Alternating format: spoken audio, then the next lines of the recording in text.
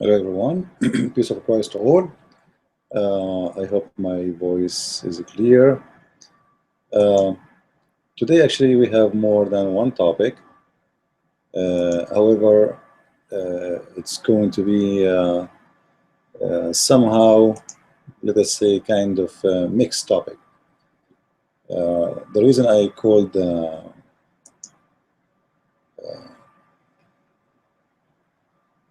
the name of the video today, Allah and the Dinosaur, because somebody, one of you, he posted in YouTube that Muslims, they claim that Allah, he spoke about the dinosaur uh,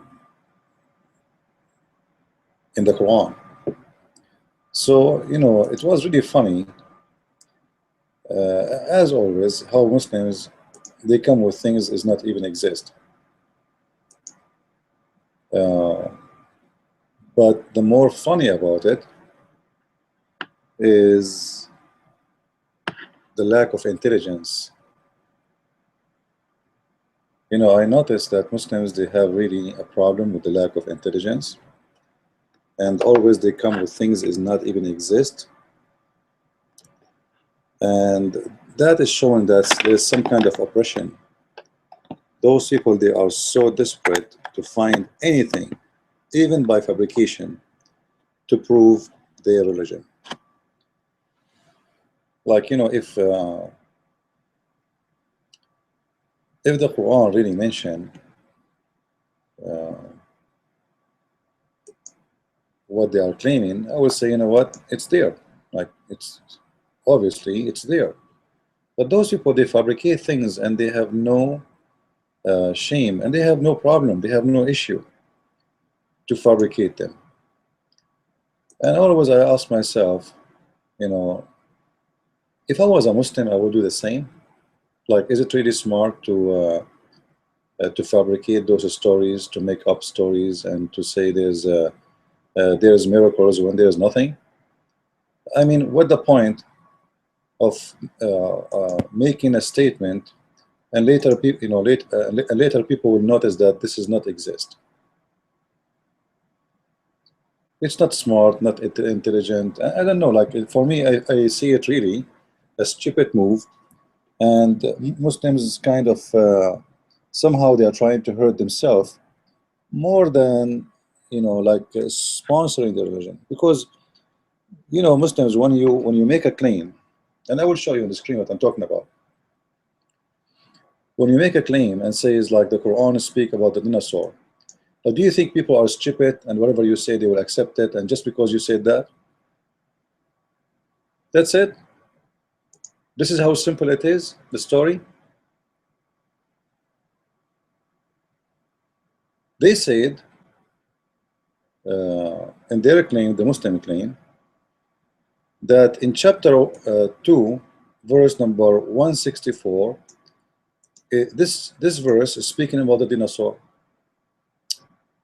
I went there, I said, you know what, I did read the Quran tons and tons of time, as you know. And I never saw such a thing. What, dinosaur in the Quran? Are you serious? Well, this is what they are saying. So I went there and I said to myself, let me check it out. You know what? Maybe it's there. I could not see it. Maybe I'm not smart the same as Muslims. They can read something I cannot read.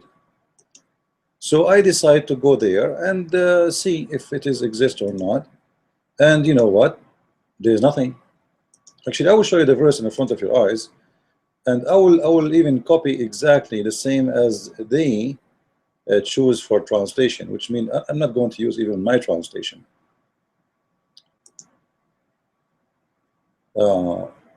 Let us see it together. I will put it for you on the screen so you guys can see with me. All right.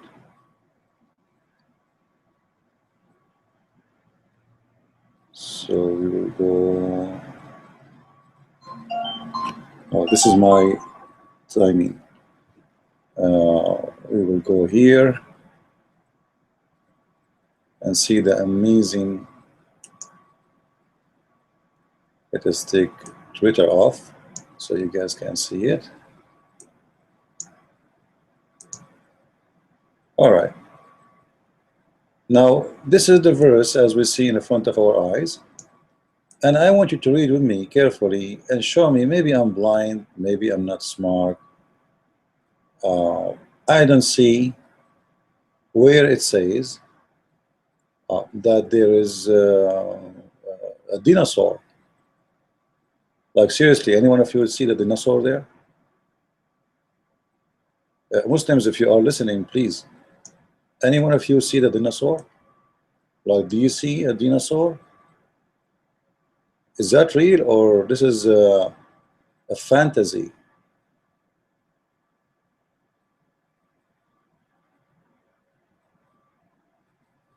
Very, very weird. Let me take off for you the book from there. Sorry for that. There you go. So you can read better.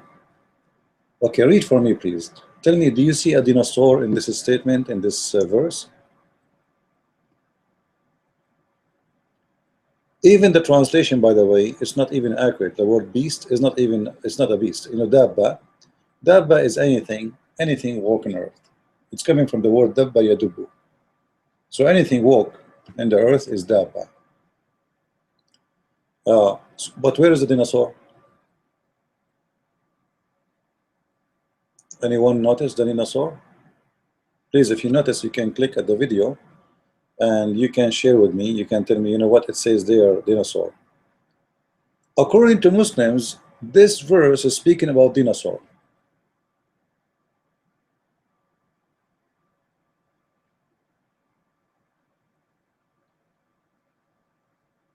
I don't know how, I don't know where, I have no idea how they come to this.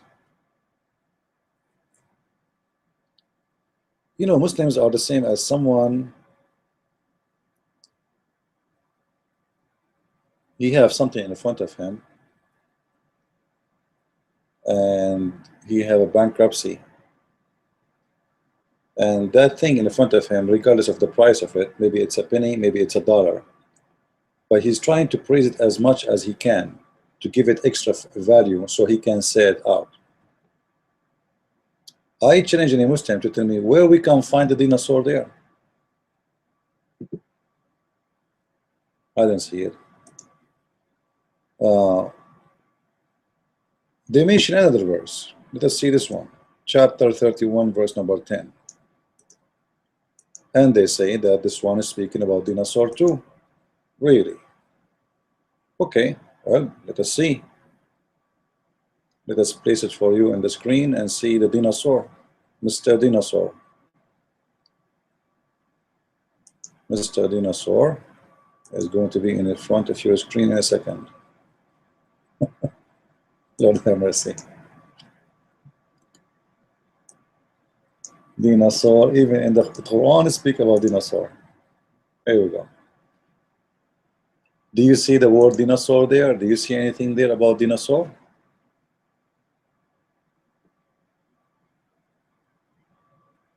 So when the gentleman who posed for me this on YouTube, I was laughing. I didn't I don't know what to comment about this. What's wrong with this religion? This is about dinosaur. I think Muslims, they have a big dinosaur in their head, and maybe Allah himself is a dinosaur. And the funny, Muslims, they find things in their book, it's never mentioned. After the Western, they discover it too. Like, I did not even see one thing the Muslims mention in their book exist. It is not the Western discovered. And the funny, 99% of the Muslims' scientific miracles is based on maybe. The logic of maybe. Maybe it mean that. Maybe it mean this. Maybe it mean etc. So if tomorrow scientists discover that there is something, there's a creature that exists somewhere, they will find in this verse, exactly this verse, they will find the Quran speak about it. See, the Quran speak all the beasts, that's it. So there's no exception. Seriously, I feel sorry for you Muslims. Uh, you know, when the Muslims they start speaking about their book as a book of science, they made a big mistake. Because this book, if we study it, not necessarily carefully, like easy study, we will find that this is the most stupid ever you can imagine. The God of Islam, even he don't remember which one he created first, the stars or the trees. The God who believed that women have a sperm coming from their ribs. Women don't have a sperm anyway. And the man, his sperm is coming from his backbone. You better watch your backbone, brother, because if you lose your backbone, you will not be able to have babies no more. So I find it very funny and very stupid when Muslims speak about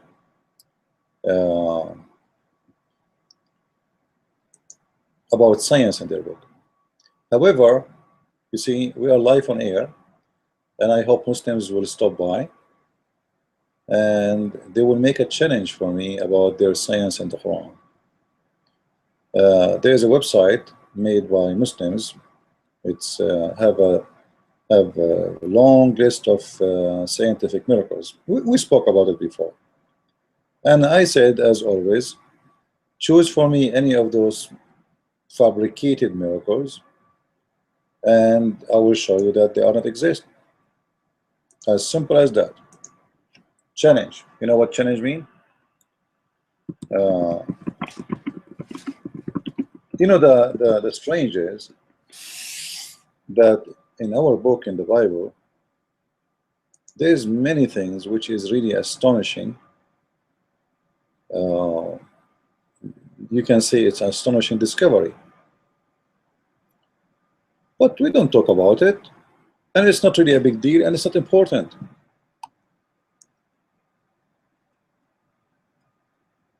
Because the Bible is not meant to be a book of science, and it's not about science.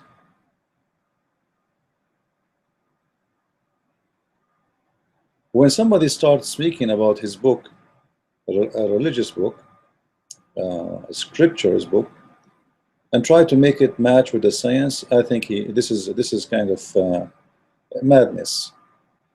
Because either you are a person who believes in science, and then you accept science only, which means anytime the science go against your book, you have to deny your book.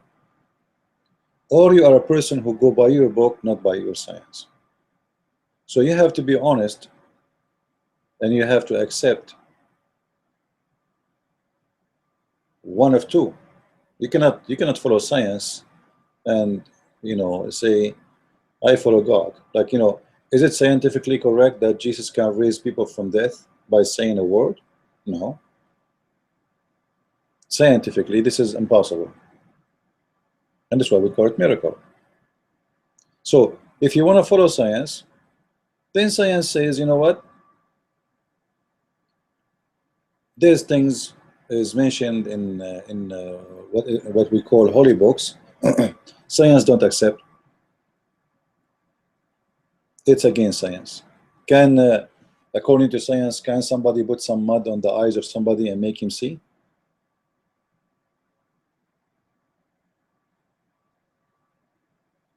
No. So this is not science. But we can show tons of verses which is really amazing and match perfectly with the science. But then isn't it going to be a kind of hypocrisy that there's many things it doesn't match with the science? So what we would do with it? Like Mary, she gave birth to Jesus and she is a virgin. what you will do with it? Either you follow science or you follow God. As simple as that. Either you believe in miracles and you believe that God is above miracles, or you are a person who follows science and you worship science and your God is science. So if I see, like, no, I'm posting the verse for you in the front of your eyes, from the book of Jeremiah. Amazing, very beautiful, and it's absolutely correct. But do we need really to prove God by science? I do not need science to prove to me God. Not long time ago, maybe 200 years from now ago, actually maybe less, in the last 100th century, there's a lot of scientific discovery happened, and things which was impossible before to believe in became very possible to believe in. So if you say to someone 100 years ago, sorry, that you can call somebody from China, there's a little machine you hold in your hand, you punch some numbers, and your brother who live in China, he can answer you, and you can hear him in the speed of light, very fast. Nobody will believe you. People will think you are stupid, you are crazy, you have mental issue. As simple as that. Nobody will believe for a second what you are saying. What they will think about, that you must be a person who have a mental issue, because what you are saying cannot be true. Today, it's very accepted. Nobody even question if this is true or not. Today, you send a text message to someone who live at the end of the world, and he get it in a second. As simple as that. Astonishing, amazing. Right? It took us forever, or it took the scientists forever, to find what is written in the book of Job 26:7, as you see in the front of your screen. It took them forever to know that, to discover it. In Islam, the God of Islam, he thinks the earth is a flat, the sky is lifted up as a roof, and they used to be one part and we separate them, blah blah blah, etc., and which is all nothing but a fiction and stupidity. The earth is inside the space, it's not separated from the space. I will show you the like we are looking at in the front of us here at the cloud. Actually, I like this view. I really love it. Very relaxing. But if you look at the stars and at the space, you will find really that the space is really amazing. Very. I don't know how you cannot even describe how amazing the creation of God is.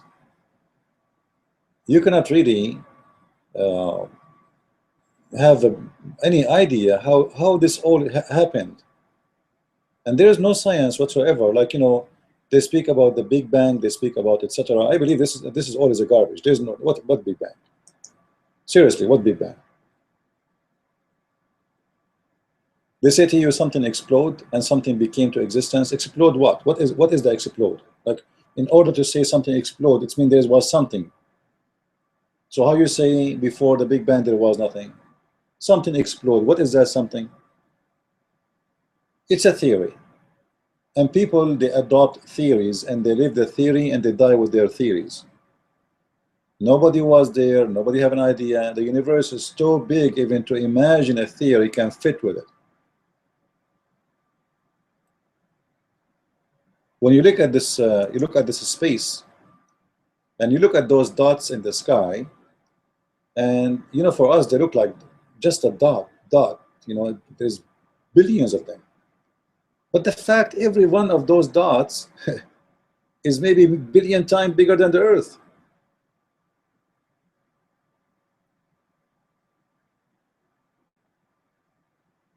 And a human being always try to find out what we are and where we are. And this is a very valid question. Actually for me, I would love the science to show me something I do not know. I like that. I don't know if you saw the article, the news article about what they call it, Hubble. It's a telescope. Telescope Hubble, which is one of the biggest telescope in the world. Lately, they found that most of the stars on planet, which was given images to it by telescope Hubble, it was not true. As simple as that.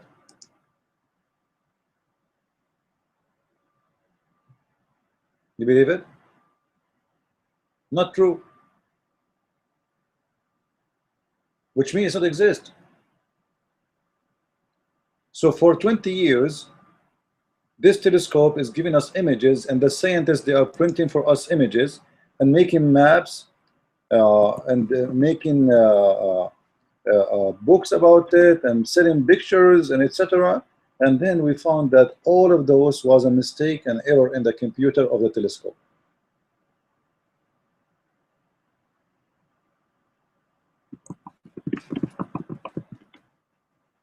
You believe it?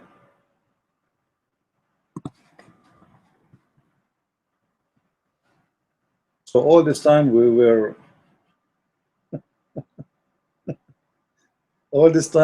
believing in this maps and those etc.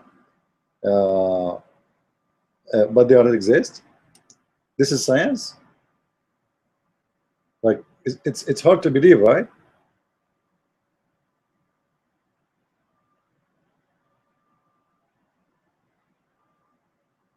So NASA provide us with images, and even they give them names. Like there's thousands of stars they discover, and they name each one of them, and etc. And then they found that those stars are not exist, and the telescope was making false images, false and existed. It's not even exist. So for me, when people they speak about science, I don't really go by science. I like to go by science. I'm not against it. I encourage a human being to discover and find things, etc. For sure, science can change a lot of things in our life, like right now, cell phone, internet, etc. But this is really not about knowing. It's about knowing how to survive, let's say, to make it better, to make life better. But until now, our science regarding knowledge is zero. Literally zero. We have zero science.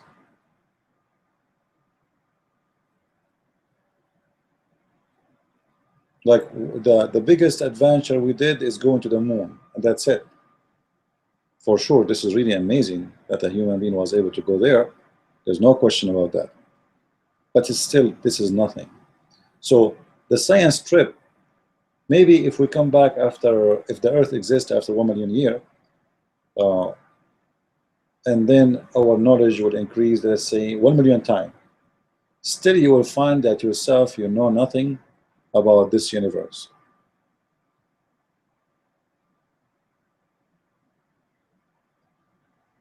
Even after 1 million years of technology, let us say after 1 million years we come back to life. We were able to live for the coming 1 million years. You will find that the science was not able to provide you with any kind of knowledge to be proud about yet. Until now, what we know is very, like a virus. It's called Zika, scaring the hell of everybody. Where is the science? People die by cancer everywhere. Like in the same street I live in, there's the next neighbor and the one downstairs and the one down there, etc. People are dying by cancer everywhere. Cancer kills people more than any war you can imagine. What is the science?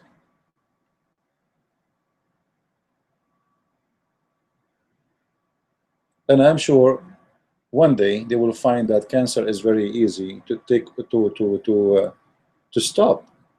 But for now, they are, they are not successful. And the proof, millions of people die every year. Millions. I'm not exaggerating if I say more than 10 million people die every year just from cancer. Little virus is called Zika, scaring everybody. They don't know what to do with it.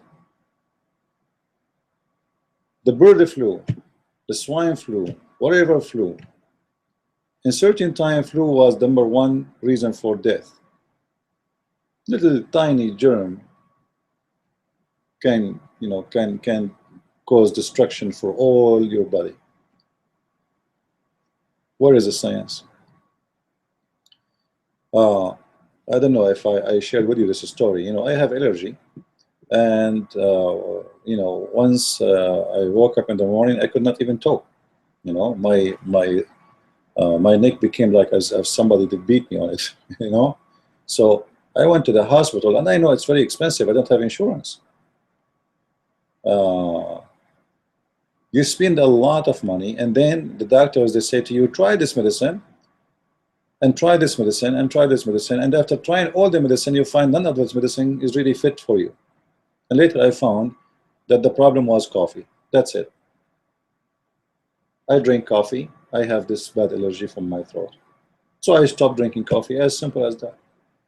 All those doctors, nobody asked me a question. What do you drink? What do you eat? Nobody, not even one of them. But later I noticed that when I drink coffee, my throat get affected. It go dry, itchy, and etc. So I noticed that, it must be the coffee then. Let us try to stop the coffee and see if this will go. I stopped drinking coffee. That thing is gone. So all those doctors, I spend a lot of money on them just to see what the reason. And they give you a medicine, and the medicine, it says, this medicine can cause heart attack. This medicine can increase your blood pressure. This medicine can make you dizzy. This medicine, it might be cause your death. So why you are giving me medicine? You are giving me medicine to stop allergies, but it might kill me? I don't know if you see the commercial and you see how funny they are. Those commercial where they say to you, this medicine is perfect for this case, but this medicine might cause you bleeding, rush, can cause you getting dizzy, it can cause you heart attack, can cause you. All of this is in this medicine, and you call it medicine. That is the science we have. So, for me, I don't really believe in science. I believe what we have today is kind of, let us say, a little knowledge, and we call it science. And this knowledge is changeable, it's not fixed.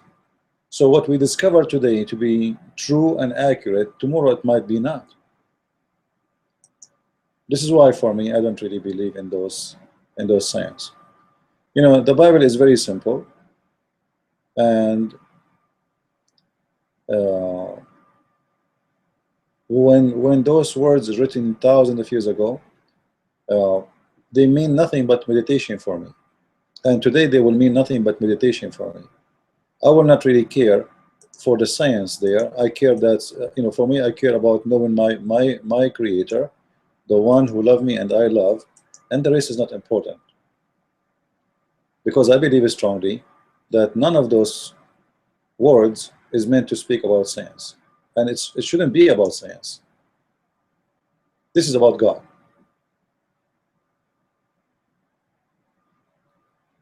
So if you want to go by science, and if you want to, let us say, you want to worship science, well, then you better not to believe in God at all, because the second you start talking about science, then the second you should start saying, you know what, there's nothing that's called miracle. For every miracle you have in your book is against science.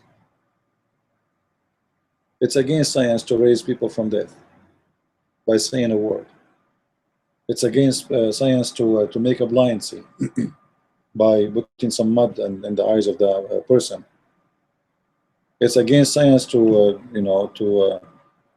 heal by touching your clothes. It's against science to stay in the grave for 3 days and to come back and resurrect. That is not what science says. So when Muslims they speak about science, they are making a very bad mistake, a stupid mistake. Number one, their book is the last one to speak about science.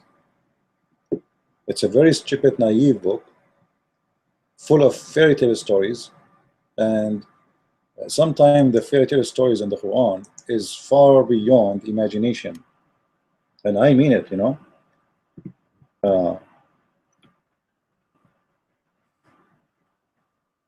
As long today we are talking about the dinosaur. I don't know why the Muslims don't mention to us an animal exists in their Quran.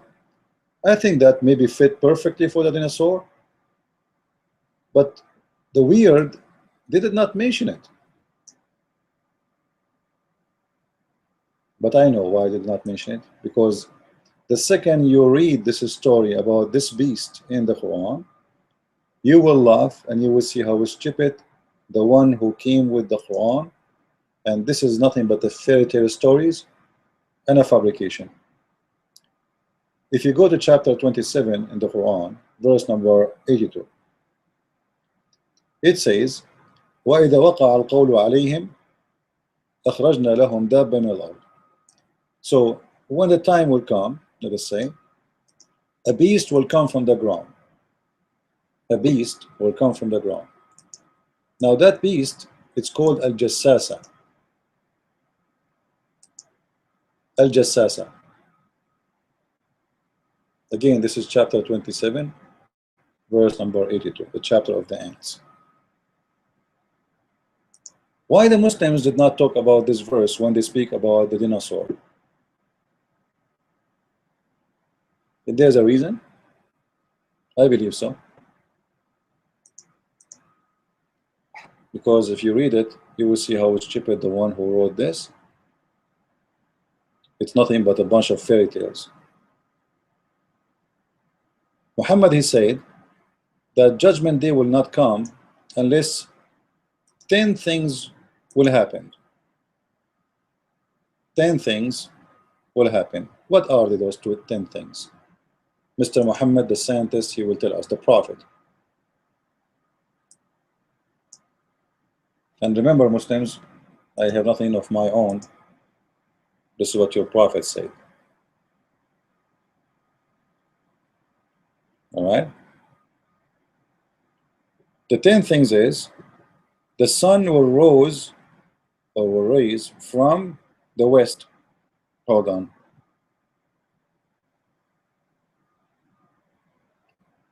Muhammad is coming with something amazing. The sun will rise from the west. Actually, I made videos before about this. Muslims, they were speaking about the slowing the rotation of the earth and how in certain point the earth will start rotation in the opposite direction.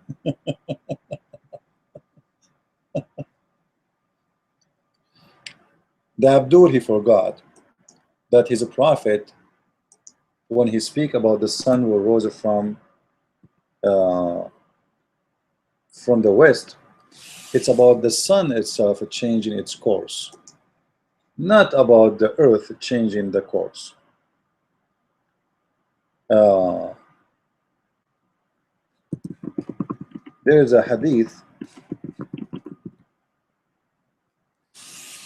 Muhammad spoke about where the sun goes. We spoke about it before, but just to show you the fictions of Muslims and how they are dishonest when they speak about this. So they make this story when Muhammad, he said the sun will rise from the west. They make it about science, when the fact what they are talking about, that the earth is slowing down the rotation, and they are claiming that one day the rotation of the earth will stop and switch, which means right now it's switching in a certain way, in certain time it's going to switch in the opposite direction.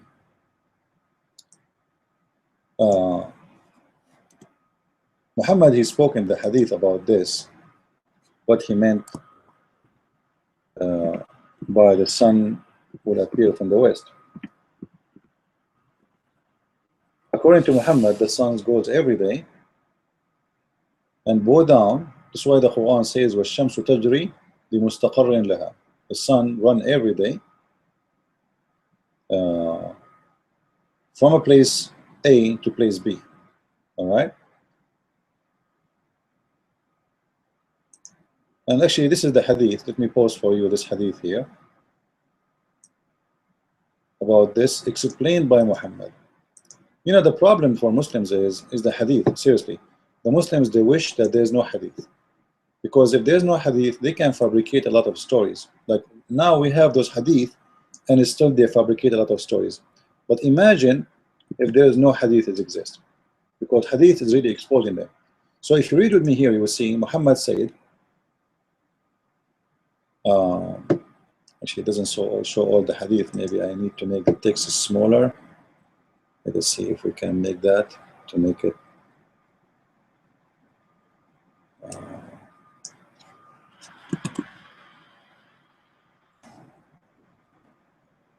Let us see, but it doesn't show. It doesn't show really all the thing.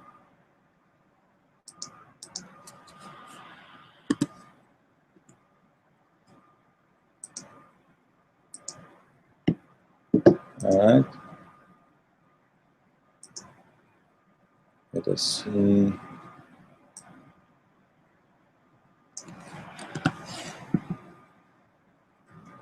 It's not getting smaller. Let's see here. Do it again. All right, now.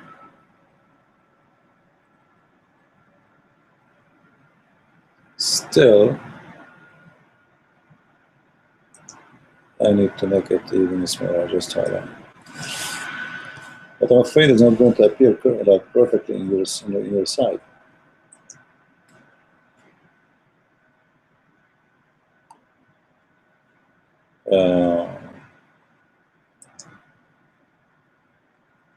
There we go.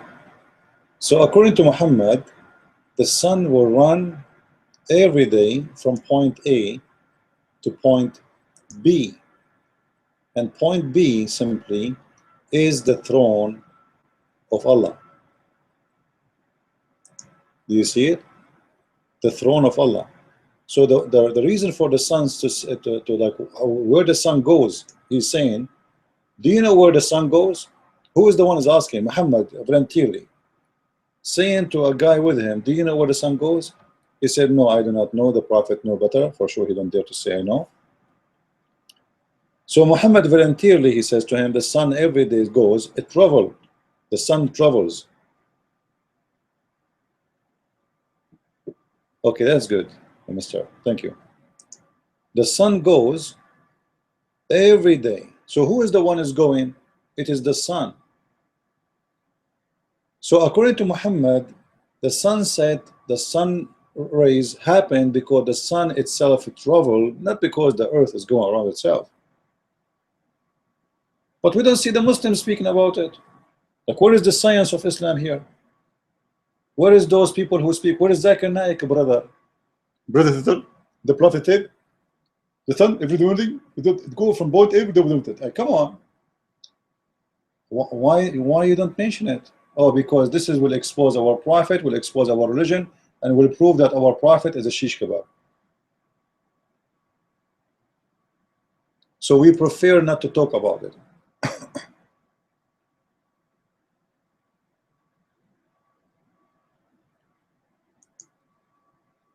So the first, we go back to what Muhammad said about the 10 signs, which is going to happen in the judgment day. Okay, there's 10 signs. What are those 10 signs? Number one, the sun will appear from the west. Simply, according to what you see in front of your eyes, the sun every day right now go from the east to the west, bow down under the throne, and then ask in the early, before the morning, ask Allah to raise again, and Allah will rise again from the east. So every day the sun goes from east to west or raise again from the east by the permission of Allah, until one day, until judgment day, Allah will not give the sun permission to rise from the east, but He will order the sun to rise from the west. And by the way, this has have to do with legends, and maybe you will read about it in my coming book. So this is the first sign. The second sign, ad-dukhan. I'm not going to talk about the dukhan now. I will talk about ad-dabba, the beast. The beast. What is that beast? What beast Muhammad is talking about? And why Muslims, as long they are talking about the dinosaur exists in their Quran, how come they did not mention this beast?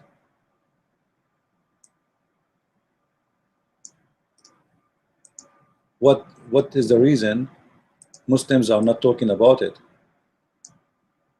That there is something for Muslims to worry? I mean, to cause them to be worried if they speak about this? That there's a problem with this beast?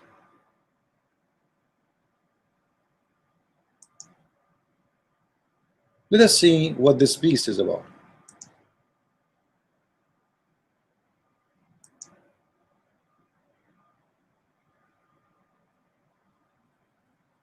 I'm going to share my screen with you so you guys can read in full the text. So you see it from the Islamic website, not from my copy paste.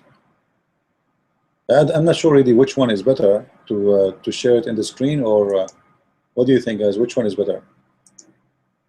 To put it with the background like this will make it more clear, or to share the web page? Let me know which one is better for you.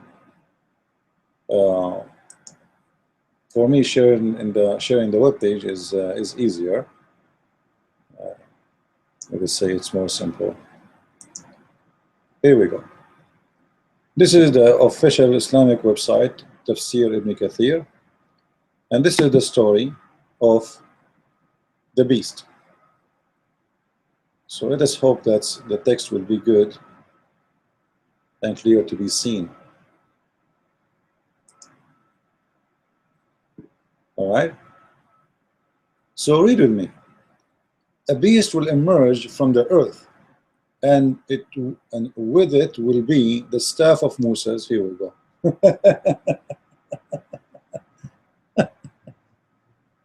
Oh Lord, have mercy. See, they did not mention this one because this one is a cartoon. They are talking about dinosaur. Well, I will show you that dinosaur is here.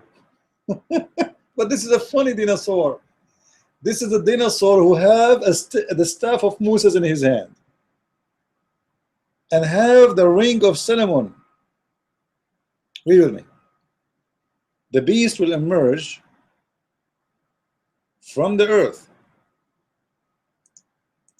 So he's coming from where? From the ground. He's hiding right now. He's there. Right now he's under the ground. He's there, okay? But maybe he's in a sleep. Long winter. And with it will be the staff of Moses and the ring of Solomon. Peace upon him. Peace upon them both, brother. It will strike the nose of the disbeliever with the staff. What a funny dinosaur. The dinosaur of Allah is going to have the stick of Moses in his hand and the ring of Solomon, and right away when he arrives, he starts hitting people either by the nose, I mean, yeah, by the actually, and the nose for the disbeliever with the staff, and will make the face of the believers bright. So actually what it says, that when he hit you with the staff and then he hit the disbeliever, the believer with the ring, that thing will change the color of your face. So all the Muslims will become white, and all of us non-Muslims will turn black. And honestly, all my life I have a dream to be black. I am jealous from the black people, seriously. You know, ladies, they like black guys more. Nobody want to marry me. Maybe if I'm black, I will find a solution, and then ladies will marry me. You know, Allah will make us black and white, and this is the beast. Maybe this is Mr. Dinosaur, the Muslim dinosaur. The Muslim dinosaur will come from the ground, and he have a stick of mustard and the ring of cinnamon, and he will start hitting people in their nose and in their face.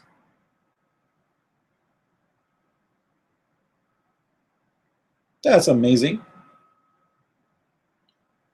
And after he hit you with those magical tools, because remember the Musas, Muhammad, he think the stick of Musas is really doing magic. You see in the Bible it says that the magician of Pharaoh, they found that the magic of Musas is stronger than their magic. But the Bible doesn't say about magic, really. This is a miracle of God. This is not magic. But for them it was a magic. Muhammad, he believed that this is a true magic. All right. So the staff of Moses is the same. Did you watch, guys, the movie, the what it's called, the Lord of the Ring, the Lord of the Ring, Harry Potter, brother. The movie of Harry Potter, trust me, brother, is taken from this verse. It's taken from this chapter, brother. Because here we have a staff. You saw the guy who have a long beard, white hair, the old guy. Huh? We have the staff. This is the staff of Musa, brother. And he have the ring of the whole movie is about the ring. Like, come on. The whole movie is called the Lord of the Ring. The story of the Lord of the Ring must be taken from this chapter. Read with me. If you have this ring and if you have this staff, you control the earth, brother. Look at this. Michael Jackson, he wanted one day to change his color. That's why I don't like him, actually. You know, he looked good when he was black. Why you want to change your color, you idiot?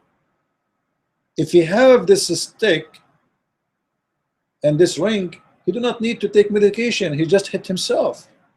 And if I have it too, I will hit myself too to change it black. You know, so everybody want to be happy. The one who want to be black, he will turn black. The one who want to turn white, he will turn white, and that's it. And you know what, honest to God, if I have this stick, I will make everybody have one color, so we can get rid of the racism. You know what I mean? If I have this magic, I will make everybody wake up in the morning, everybody one color. It doesn't matter what color it is. I will make you all blue. Red, maybe. This way, we will not have more racist, and people will not fight over white and black and those stupid things. We are sick of it, seriously. A human being is a human being, and nobody is better than anyone. You are better than someone else by what you do, by your fruits, not by your color. Face it and take it. So, and it will make the face of the believer bright. Actually, here it's not a bright, really. It's white, and you will see later. With the ring. Until then, when people they gather to eat, they will be able to recognize the believer from the disbeliever. So how they will recognize the believer from the disbeliever? By the color.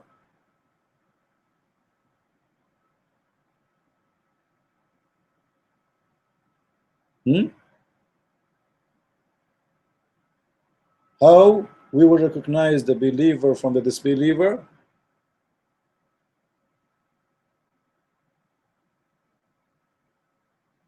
By the color. And actually here it says, read with me, please.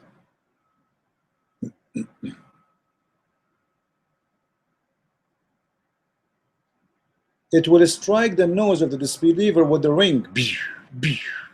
It broke my nose. Set up, Christian Prince, you are the disbeliever. It's time to hit you with your nose. So this dinosaur is going to hit me with my nose, all right, and it's going to break my nose, brother. and will make the face of the believer bright with the staff, until when the people gather for the meal, they will say one to other, oh believer, oh disbeliever. How they know? By the color, because disbelievers will become black and believer will become white. Wow, super intelligence. I have a question here for the Muslims. By the way, guys, those who do not know, you can click in the top of the video.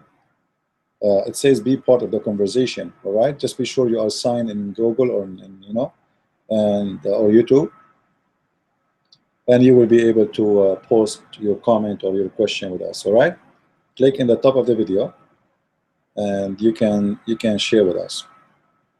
So,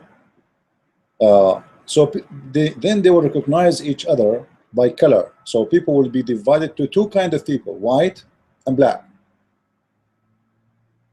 White and black. That's it. There's no Asian. There's no etc. That's it. We are white and black. And I'm happy I will be with the black. Seriously. I don't want to be white no more. It was also recorded by Ibn Majah, Ibn Jurayr, Ibn. All of them, they are Ibn, by the way. Describe the beast. Describe the beast. Okay. Listen carefully. The description of the beast is going to come right away in the front of your eyes. Get ready.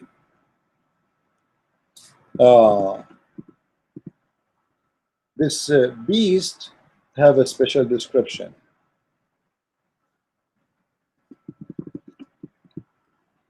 And this is why the Muslims don't want to talk about this dinosaur.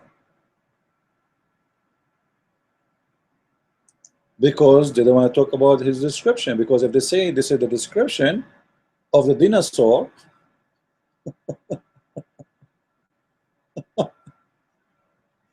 Lord have mercy.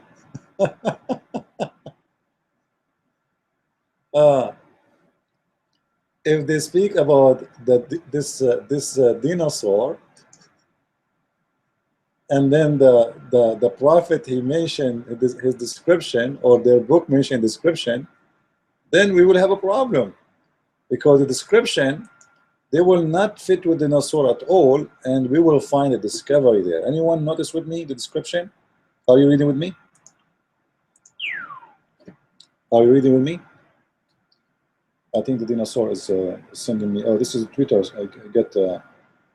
All right. People liking my videos on Twitter, so I'm sharing them. Anyway, this beast, its head is like the head of a bull. Its eyes like the eyes of a pig. Its ears is like the ears of elephant. Its horns like the horns of a stag. Its neck like the neck of an ostrich. Its chest like the chest of a lion. Its color like the color of a tiger. Its haunches are like the haunches of a cat. Its tail like the tail of a ram. Its legs is the same as the legs of a camel. Just hold on. This is really too much. Anyone notice something with me here? Let us see how much you guys. I see only. I don't see you guys. You can post your comment. Click at the video. It says be part of the conversation, so you can be part of the conversation. As simple as that. It's for free. Seriously, it's for free. No charge. So don't worry about it. So what do you notice about this description here? Anyone notice something?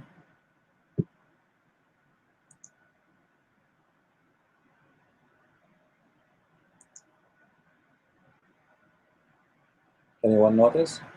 There's something here.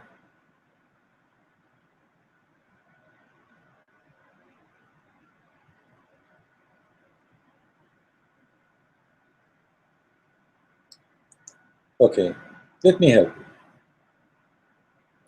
In the Bible, we have a beast, don't we? In the Bible, we have The beast.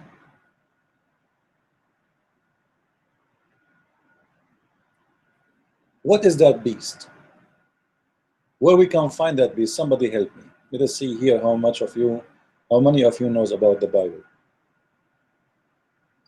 Just to show you the thief Muhammad, how he copied from the gospel the book of Revelation, which is a vision, and speaking about description of a beast as if it's a beast coming from the ground, and this is a real beast is coming from Allah will send, but this beast is the beast of Allah and he's a good beast.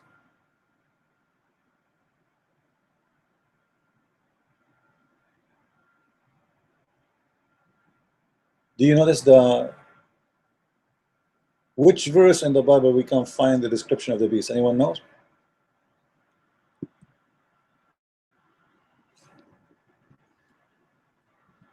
Anyone knows?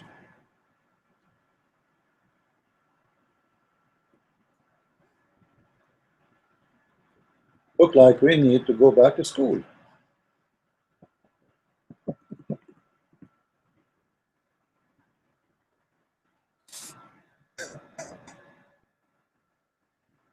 You will notice that those description is stolen from the Bible.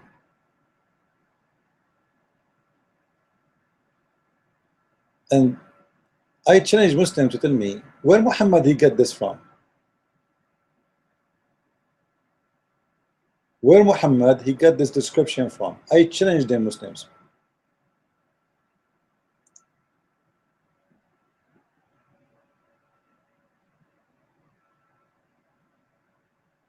Any Muslim can tell me where Muhammad he took this description from?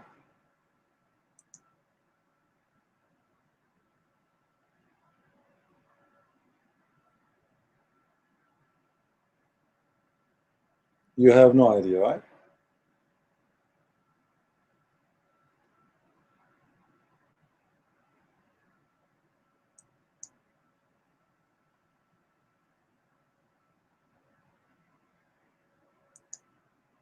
Because if this is from Allah, it should be in the Quran.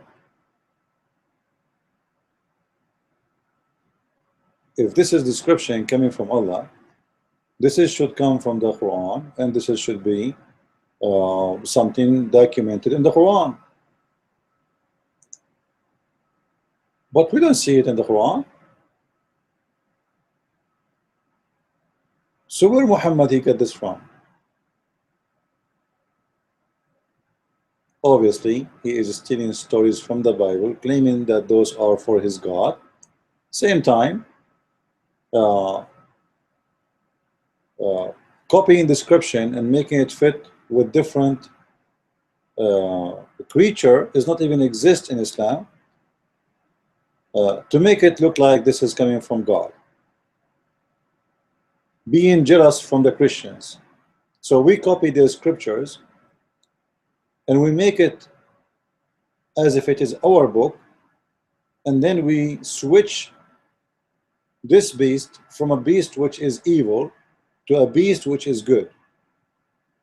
And you will notice here with me that this beast, by the way, in the Quran is not a bad beast. This beast is working for Allah. This beast worked for Allah. This is why you see this beast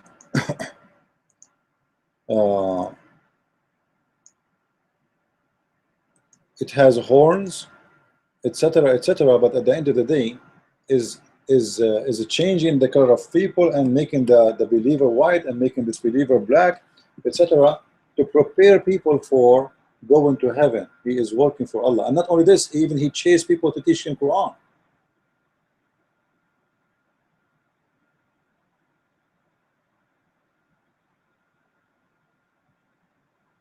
He chased people to teach them Quran.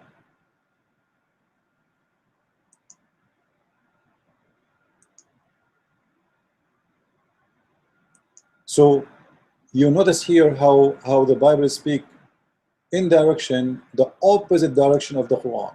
What is evil in the Bible, it became a good creature in the Quran.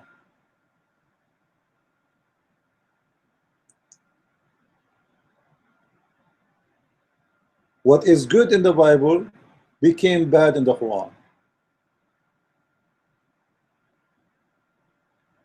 This is why there is no doubt that this book is really a book of Satan. For everything is upside down.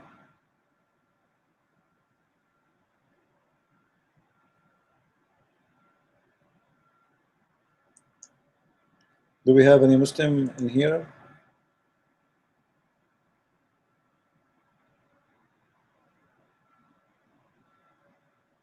I'm looking.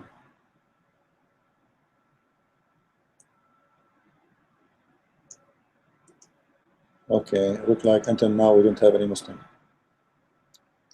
So the question is, I wanted the Muslims to answer me, why you Muslims don't mention these verses when you speak about the dinosaur? Seriously, why?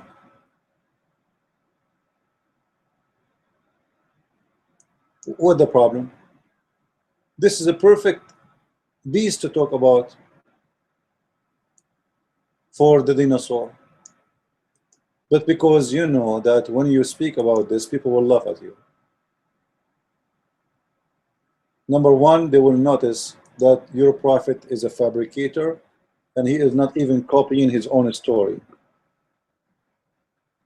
which means he is doing a violation for copyright. You know what copyright, Muslims, mean? Copying others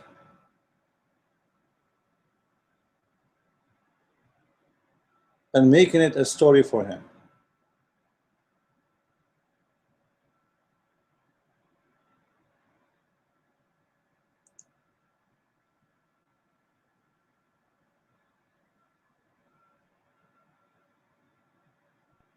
Do we have any comments from here?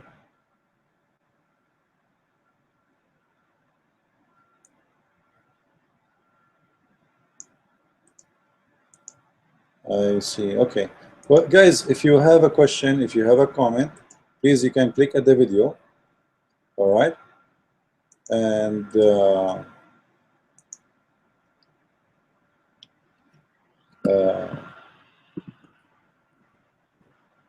give me your question if you have any. And if you don't agree with me, please let me know. I'm just inviting some people here. See, the funny people, they start talking to you only when you are busy. When you are not, they don't.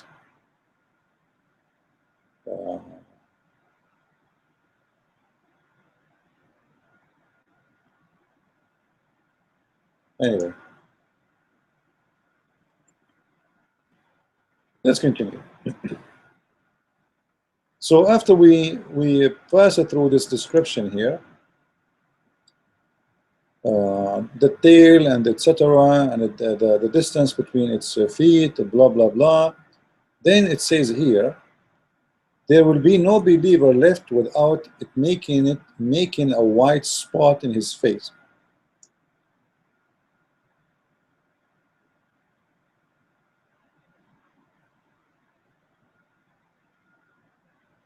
There's no believer will be left. This is the duty, the first duty this beast will do. Will make all the believers their face white, and will make all the disbelievers their face, and look here it says, which will spread until his face shining, which as a result, and there will be no disbeliever left without making it a black spot in his face, which will spread until his face is black as a result. So this is, you know, if the Muslim, they try to say to you, oh, this is not about being black, this will make you bright, etc. No, no, no, no. Will make you black and will make the Muslims white. Whatever the word white mean and whatever the word black mean. Don't let the Muslims play games with you. You know them. Honesty is not part of their religion. Actually, it's very hard. I never, I know, like, if you ever met a Muslim, he is, let us say, he is honest, it's obviously something wrong. Maybe, maybe he is coming from a very good family, like his parents, they are very good people, you know, but this is not really part of Islam. This is not normal. This is absolutely not normal. So will make you totally black for a very simple reason. You don't believe in Allah. Which means everybody will enter, because now this beast is preparing you to go to heaven. You see, this is in the judgment day. So what this story here is telling us, that in the judgment day, all those who don't believe in Allah will turn black, and all those who believe in Allah will turn white, which means nobody is not white will enter heaven. Everybody in heaven is white. No place for a black person. Are you getting the point? No place for a black person. All Muslims will turn white, and all non-believers will turn black. This is why here it says, if you notice with me, which will spread until his face is shining white. You see what shining what? Shining white. Because Muslim, they will say to you, oh, this is not about color. Don't lie. The Quran says in Arabic, يَوْمُ تَبْيَضُّ وُجُوهُ وَتَسْوَدُّ وُجُوهُ, the day where faces will turn black and faces will turn white. And this is the interpretation, and this is the book of Ibn Kathir, nothing of my own. So faces will be black and faces will, by the way, faces, not only the faces, all of you will turn black. So Muslims will enter heaven, all of them, they are white, and all of us non-believers, and I'm proud to say I will be black. Finally, something good will happen to me. And you know, here, you think about it like, why does God, he will make the disbelievers white and the believer black? Why?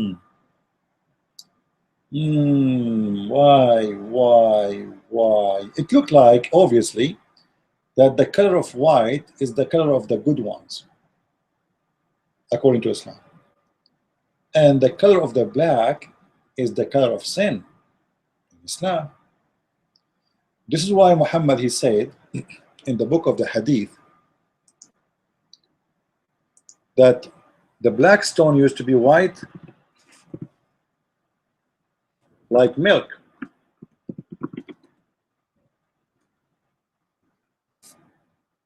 The black stone used to be white like milk. Let me see if I can find you the hadith. So the black stone used to be white like milk when it came from heaven.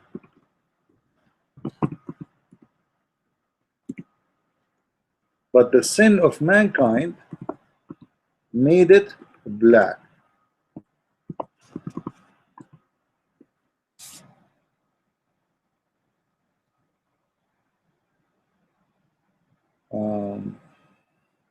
No, this is not the hadith. Let us see.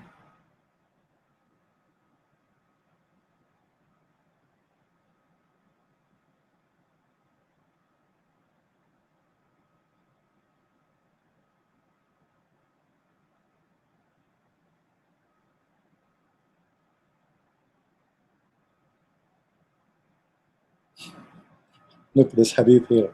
I'm looking for something, but I found something else. Lord have mercy.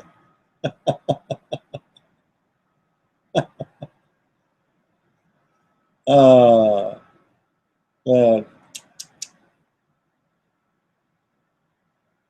man, oh man. Do you see what I'm seeing here? Do you see what I'm seeing here? The messenger of Allah, before he died, he asked for the container to urinate and he urinated therein, and therefore he passed away.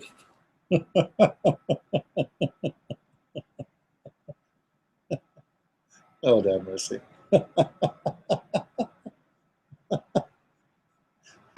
Oh no. All right, let it go. Let it go. Is that something to report seriously? Like a woman, she want to report that her husband he pissed before he died. Like, do you need to tell us? Who care if he die or not? I mean, if he pee or not, the man he will pee. It's normal. What's a big deal? But do you need to make a story and you write it in a book? You make it history. The pee of the Prophet Muhammad now enter history. The Prophet uh, before he died, he ordered for the container to pee and then he died. Okay, thank you for the information.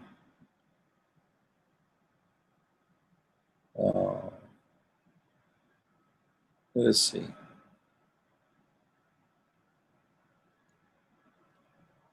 Where is the black stone? The problem with this, here we go. Look with me at this hadith.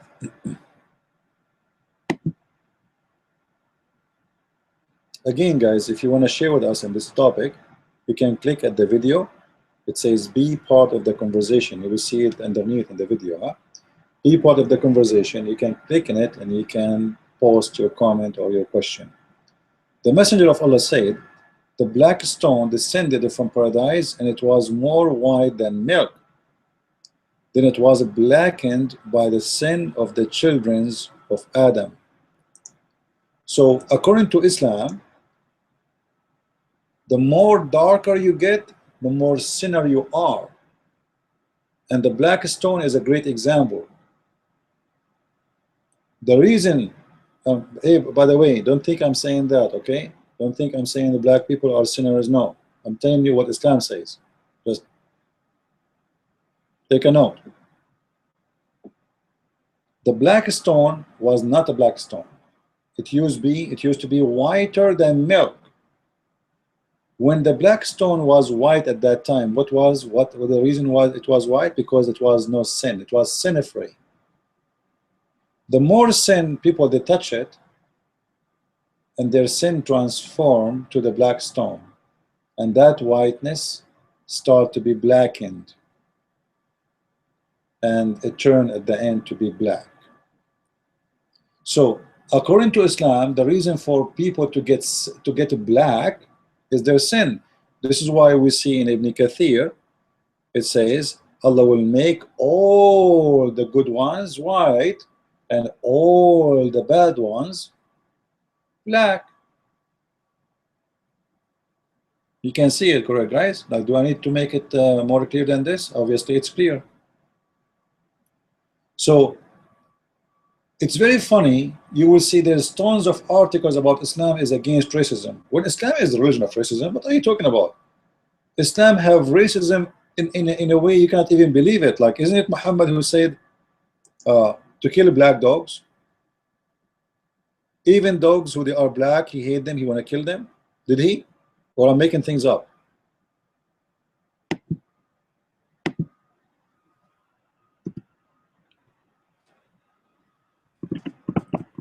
Let's see.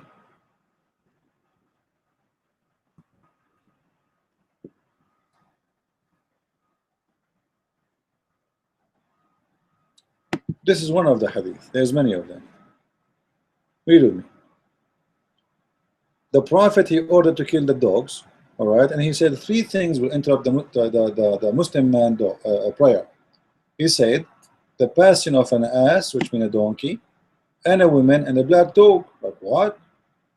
Not a dog. Listen carefully. What is going to destroy your prayer is the three things: donkey, women, because Muhammad considered women equal to dogs and donkeys, and a black dog. I said, "O Abu Dharr, what is the feature is there in the black dog which distinguish it from the red dog and the yellow dog?" So this is a Muslims asking the companion of the Prophet. What is the distinguishing the black dog from the white and the yellow dog or the red dog?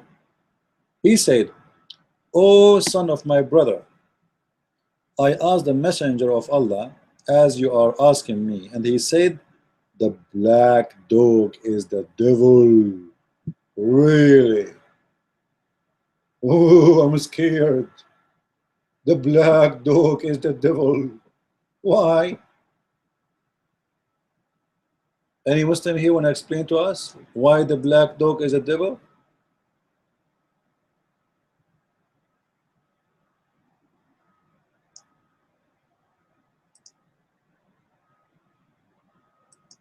Any Abdul?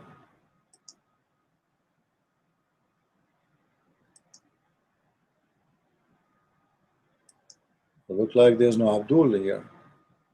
You know, this is the problem. We are short of Muslims. We need to find some Muslims here. We need to find Zakir Naik here. Let's bring Zakir Naik. Brother Sitter, they are the Prophet. Why the black dog is the devil? According to science, it's proven by science that the black dogs are evil. It's true. There's a scientist, his name, Shisu Wawa Sisu Wawa from Japan. He proved that the black dogs are devil and they are bad and they are ugly. Come on. Come on. What is the hadith where said anyone wants to know what the Satan look like, he should look like a black slave? And no, actually, it's you know, he told them to look at the guy, and supposedly is a black man. Let me remember the name of this guy.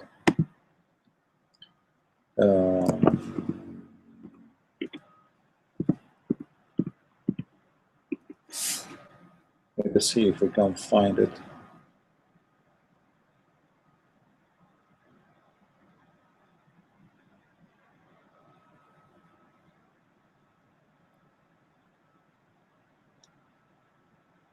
So anyway, this guy, he is a black, and this Muhammad described the devil as a black man. You know, you can see that in my book, right?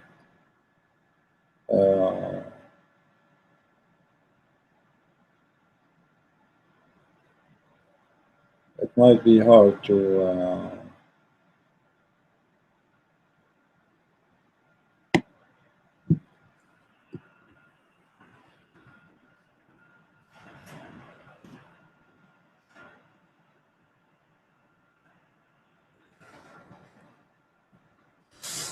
Hold on.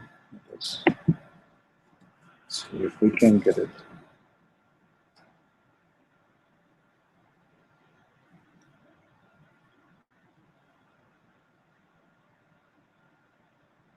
By the way, even women are shaitan.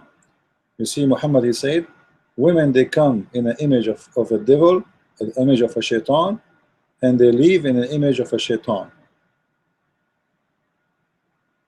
And if you see the shaitan, just have sex with it.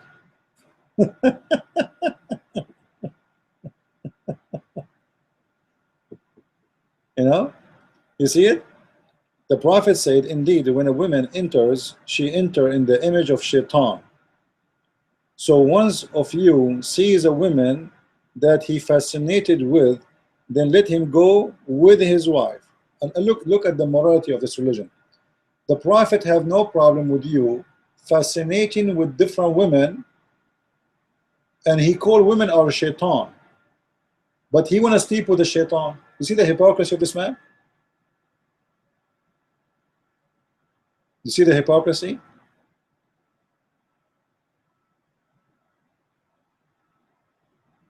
If women are shaitan, why you have 13 of them and unlimited numbers of slaves, you sleep with them?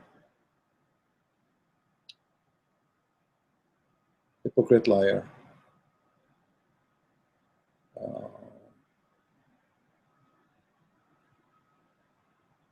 The problem with this website, you know, if you type, it doesn't have a advanced search. So if you type 2 words, it show you, you know, any hadith have those words. and many are missing.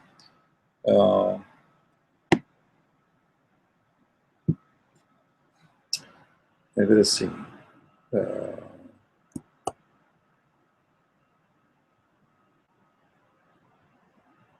I need to remember, the hadith is not coming to my head to remember the exact words so I can find it easy. Sometimes, like with all the memory you have, but sometimes, like, for some reason, it's blocked. Like, you can't even remember anything of it. I remember the name, but it's not coming. No, it's the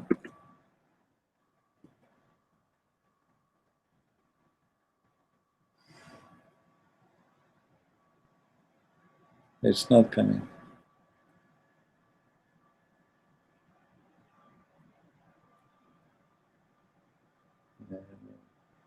Might go over thousands of hadith to find it.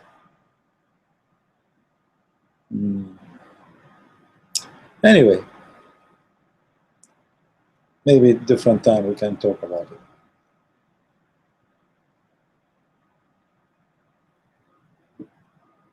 Do we have any question here? No question. All right. Again, guys, if you want to share with us, you can just click at the video. It says be part of the conversation. And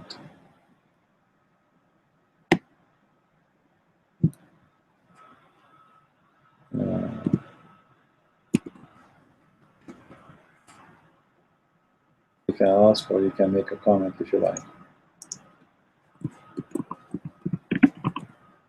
So today, supposedly, we are talking about the dinosaur, right?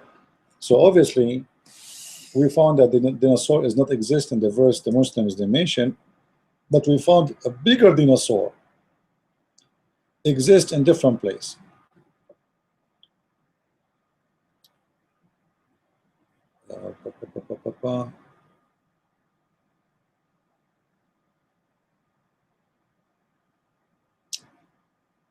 I'm trying just to find that hadith, but yeah, it's not coming.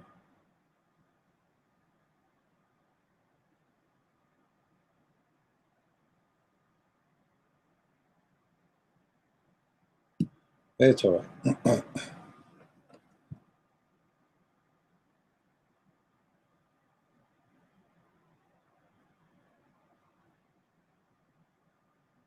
No, actually, I know the hadith, but like I can find it in different website in Arabic, but in English, sometimes it's hard. Because I don't know what the translation, when they translate it, they change the words. The translation, it's come differently. I can't find it in Arabic. I wish we can have a Muslim. He can answer us, or he can maybe debate us, prove us wrong.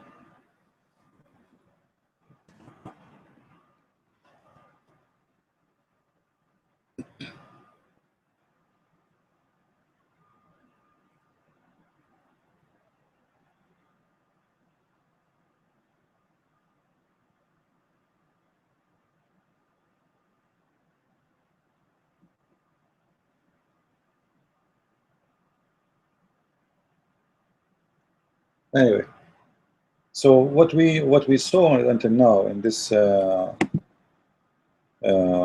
story is something very funny and very weird. And by the way, this beast will teach you Quran, because if you read with me here, it says, when the word is fulfilled against them, we shall bring out from the earth the beast for them to speak to them, because of mankind believe not with certain of our ayat.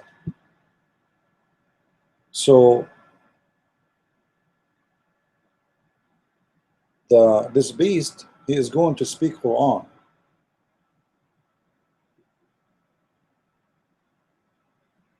Not only this beast is going to to have the stick of Musa's and etc. No, this beast is going to speak Quran, is going to teach Quran, and is going to prove the signs of Allah, and especially with the staff of Musa's and the ring of Solomon.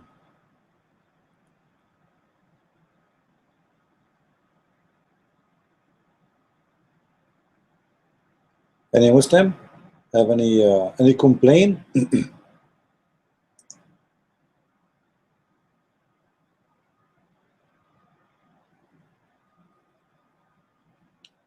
As a black man myself, I am quite offended by Muhammad. Trust me, you should not be offended. This guy is an idiot. You know, be happy that you are a black man. You see, all of us, uh, we we can be, let's say, um, under the influence of something. As an example, if people says, "Oh, it's better to look a black man," or "It's better to look as a white man," or "It's better to look like Asian," then if you keep repeating that, you will believe it, and then that will affect you. But if you think about it, it doesn't matter really what your look is. You will see someone, as an example, someone, he's a black man, he's very handsome, and he is married to someone, she is not even good looking, but she is blonde, right? You will see someone, she is very pretty blonde, and she is marrying someone look like me, which is amazing ugly. So uh, so what I'm trying to say, that people, they love you for who you are, not really for your color, not even for your look. Maybe in the beginning, people, they might be in love with a look or something, but by time, people they will use to your face, they will use to how you look like, and then either they will love you for who you are, the way you talk, the way you help, the way you are good to people, or they will hate you. It doesn't matter how good you look like. You know what I mean? Uh, your uh, your look will not really affect you. It's what you do. There's many people who they are really beloved by everybody. They are not good looking at all, but people love them. They are kind, they are nice, they are useful, they are helpful, they are friendly, they never hurt anyone, and you will find them that they are very successful. Actually, if you look at the most of the actors in the movies, most of them, they are not good looking. Look at their faces, regardless if they are white or black. Most of them, they are not good looking. And actually, the most successful ones is the one are not good looking. Like, I'm not good with names to give you names of actors, but uh, uh, you know, uh, like, you will notice that the successful one, they are not really good looking at all, especially in those like action movies, etc.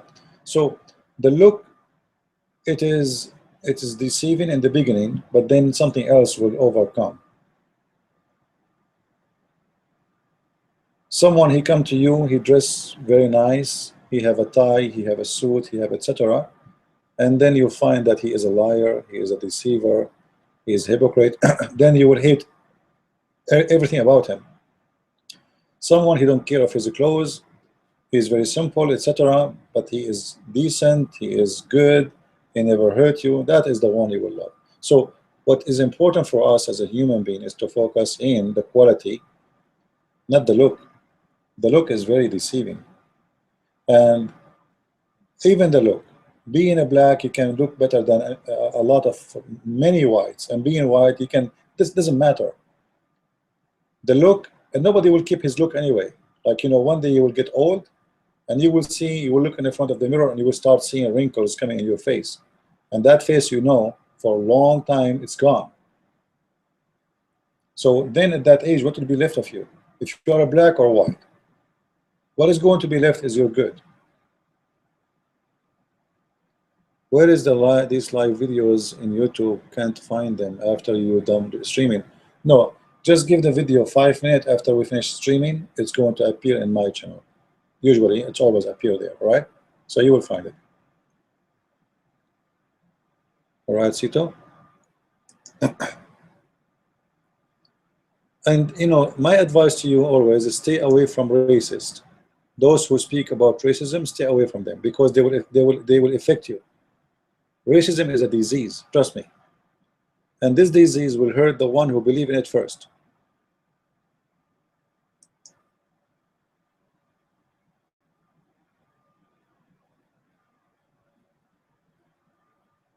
Don't go with this garbage.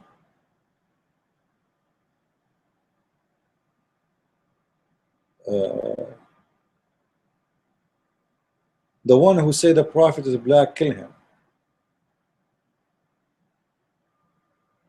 The one who say the prophet is a black, kill him. Why? Because saying a black, it's mean you are a sinner.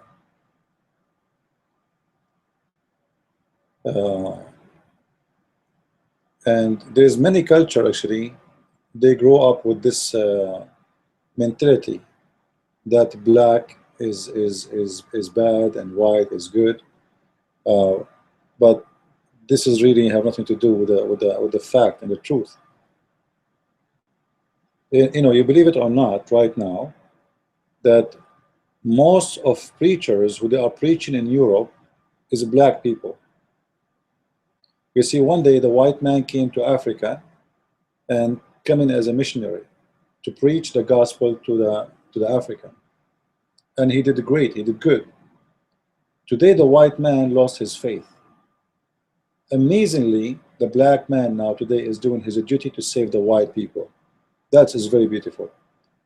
Europe, most of people in Europe became non-believers. They are liberals, and that's why Europe is getting destroyed. Look at Europe right now. When God leave your house, the door of your house is open for everything, and that is very serious. When God leave your house, every evil thing can get inside your house, from drugs to cheating to corruption, to everything. And if that will goes to your house, what will happen to your country? It's the same will happen to your country. Your country will be destroyed too. So today, the black man is the one who is going to Europe to preach.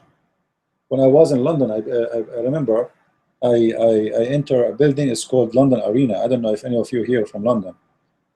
I don't know really what like I never been there before, but they were saying a church, etc. There's a sign in front, and looked like they rented the arena for them in that occasion. It was Sunday. So I went inside, and I was the only white person maybe in the whole stadium. It's a big place. Thousands of black Nigerian. This is a Nigerian church. All right. And when I get in, and they start praying, I was really astonished about how much passionate they are. And for me, I always thought of Nigerian in a bad way. Like, you hear Nigerian, there's a scammers, there's a crimes, there, etc. But in the same time, there's a lot of great people who they are from Nigeria. And if you see how passionate they are in their prayer, how all of them they sing together, how everybody is really. It's like he is there. Just all of him is in the prayer. It's not just a person is opening his mouth. You will see that the nerves and the skin and the faces of those people praying to God. Very beautiful. And all of them, they are black, and I was the only white, and they welcomed me very much. I know no one there. I have no idea. I don't know what's going to happen. This is the first time actually I see a church like this, to be honest with you. This is the first time I see a group of people singing by thousands and thousands together. It was really amazing.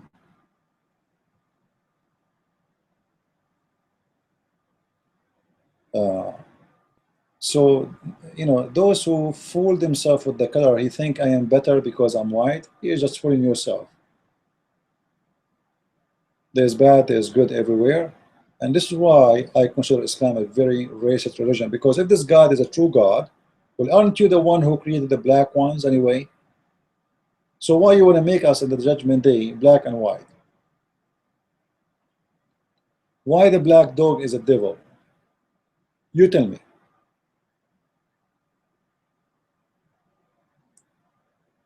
The white dog is good and the black dog is a devil. Devil, not only like it's not I don't like a black color. Like, you know, I can say I don't like white color. Doesn't mean I am racist. I don't like white people, you know.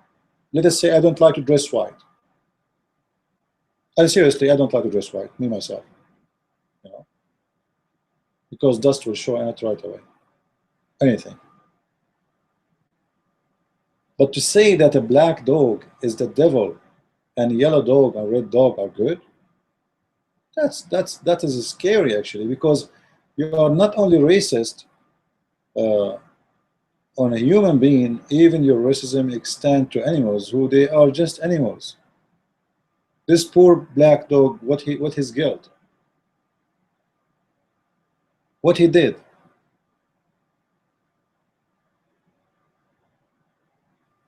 No, no, Cito. Cito, you have to click at play at the videos. You see, when you open the channel, the main page, they don't show. Yes, you have to click at the video. Click at videos. There's home, videos, etc. I don't know why they set up in this channel like this. I need to change it to see why it's coming this way. So when you open YouTube, uh, then you have to click at videos, and then you will see them, all of them. All right, just try. When you go to click at my name, and then click at videos, all the list will show.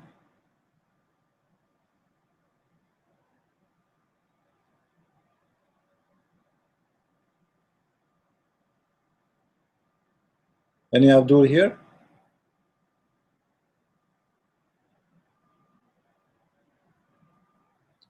So, you know, if you analyze this information in front of you, you will see the racism, you will see the stupidity, you will see the fairy tale stories, and all of this for what?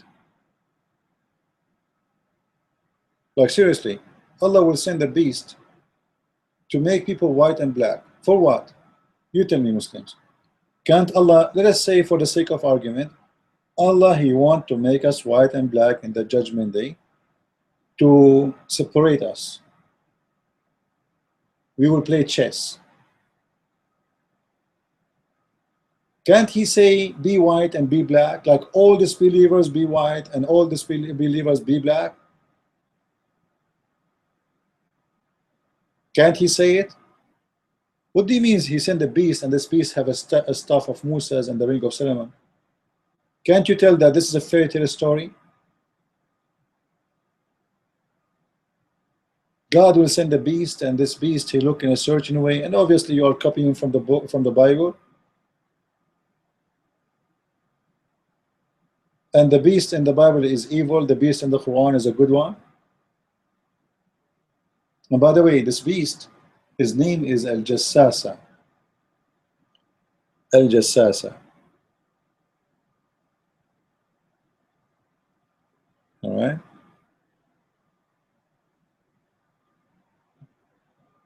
Do we have any question?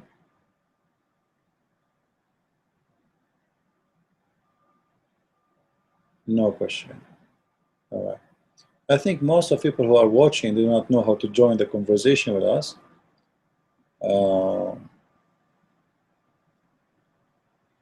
You can click at the video. It says be part of the conversation, and you can be part of it. So if you have a question, please feel free to ask me. I will be happy to answer you.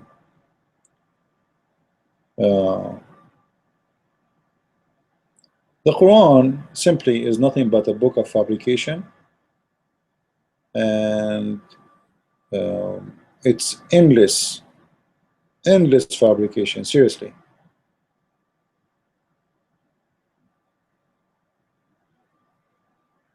And this is why when Muslims they speak about science, as we see in this website, which is very funny, And you know, I answered all those what the Muslims call them science in my book, Quran and Science in Depth.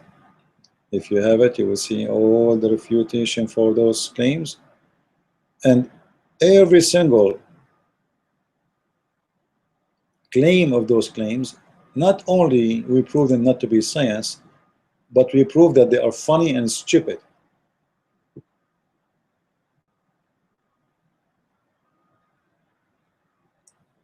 And seriously, they are really stupid.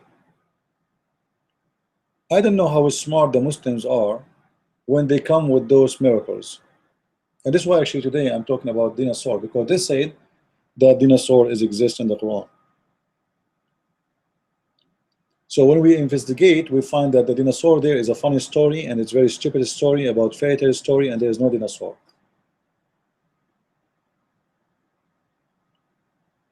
Sometime I ask myself,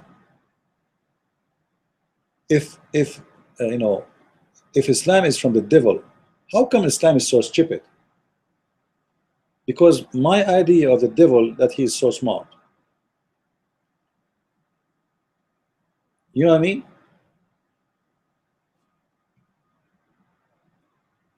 The devil is so smart. I mean, he might be not smart to take to go against God. Yes, that's stupid to do.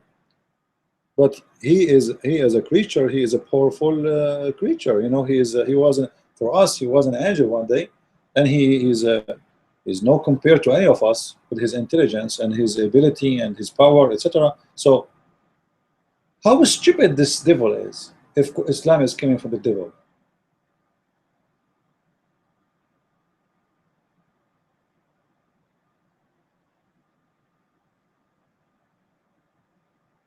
Sometimes it's even beyond imagination how stupid it is. And if you choose any of those uh, fabricated miracles, maybe any of you can choose one for me. Last time we opened this website, we chose about we spoke about I think 2 or 3 of them, right? So if you want, you can choose any one of them to refute them. If you have any miracles of those, you want me to show you how stupid it is. It's unbelievable how stupid. You know, the Muslims, they are so desperate to come with miracles which is not exist.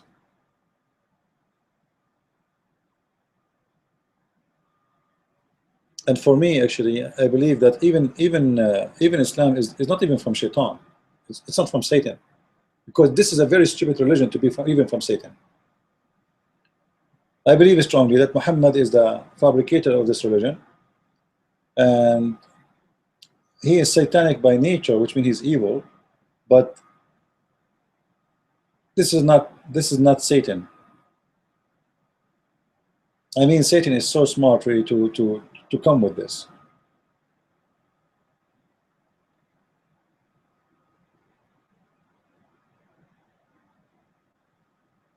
Like, don't you think Satan, he knows that women, they don't have a sperm? I believe he knows. Don't you think Satan, he knows that women, man's sperm come from their, not from their testicles, not from their backbone? Don't you think Satan, he knows that women should get pregnant because of the sperm and the egg? There's no way the Quran is made by Satan. The Quran is made by a stupid man. Someone is coming from the cave time, trying to make a religion, trying to create a God, and he is telling fairy tale stories and put it in a book. He called it the Holy Book. But Satan is a lot smarter than this. I don't know if you understand my point. So I don't mean that Islam is not satanic at the end because it's teaching evil, practicing evil. Yes, it's satanic. But I don't believe that the Quran is coming from Satan for a very simple reason. It's so stupid.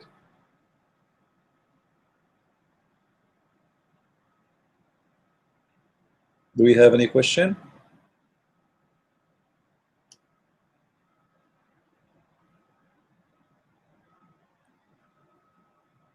No question.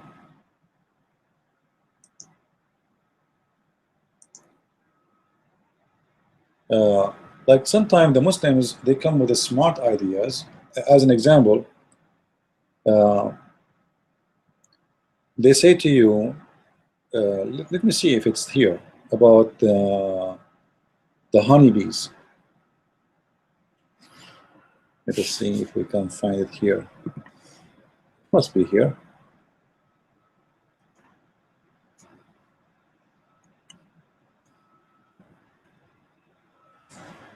Oh, it's in Arabic.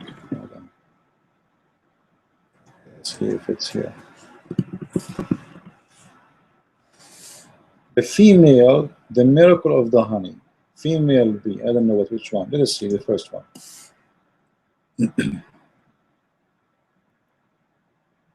Look at this.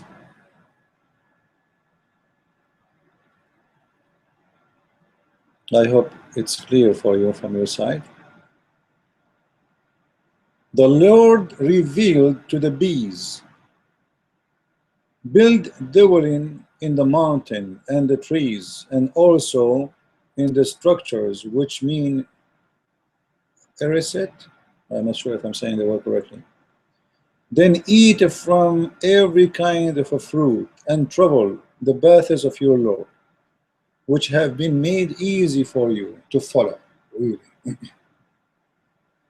From inside them comes drink of verifying color, containing healing for mankind. Look at the Muslim deception here. They say from inside them. The Quran doesn't say from inside them. The Quran says وَمِن بُطُونِهَا, and from their bellies. From the belly of the bees, a drink come. So what the God of Islam think that bees, they eat fruits. Read with me. They eat fruits, then eat from every kind of a fruit, and they do poo-poo honey. That's what the Quran is saying. The Muslim, they try to make it as a miracle, when the fact there's nothing there. Like all of us, we know that honey is coming from the bees. All of us, we know that honey, bees can exist in trees or even mountains. So what is new there?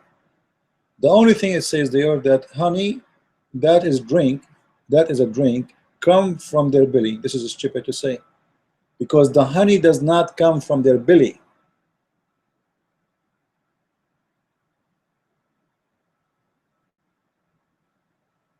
This is absolutely false. The one who collect the nectar, not the fruits as he think, because the God of Islam, he think they eat fruits. Have you ever seen a bee eat banana or eat apples? They don't. They suck the juice. Even the juice itself, they don't even eat it. They bring it back. Then the worker, another worker, their job is to take the nectar from the tongue of the other bees. They store it in their tongue, and then she, in her mouth, she do let us say a process of complicating to transfer the nectar to complicated sugar, and that is the honey. And then they eat the honey. The honey is not something come from their belly, and the honey is their food according to the Quran. They eat fruits and they do poo-poo honey. So the God of the Islam, he think that the bees is giving us their poo-poo. We eat their poo-poo, and that poo-poo have a medication, have a benefit for mankind. And they eat fruits, when the fact is the opposite.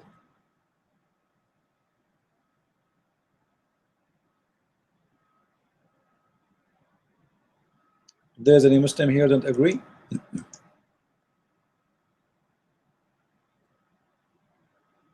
So here they make it as a female honeybees. What female honeybee? Where is the female? The worker bees carry the entire load of the colony, although they are female like a queen, etc. What all of this have to do with the verse? The verse is very simple. There's nothing of this. They make it about miracle. What is the miracle? Do you see it? Read. There's nothing.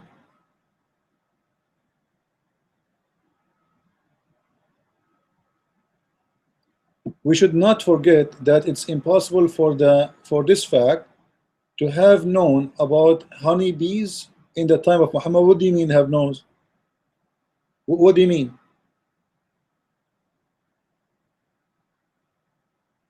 Your God saying the bees eat fruits and do poo-poo honey. Let us go to the other one. Uh, let us see here the miracle of the honey. And look at the drawing. They make a drawing and etc. The Lord revealed to the bees. The same verse. The same verse is different miracle now.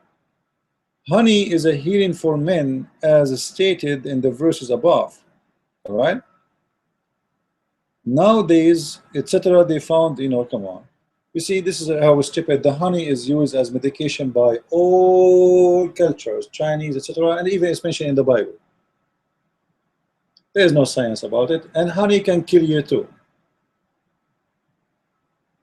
It's useful, it's good for certain people. It can be death penalty for some, but it's very well known since long before Islam. Everybody used honey for many reasons, as food, as medication, and etc. So they fabricate it, things does not even exist.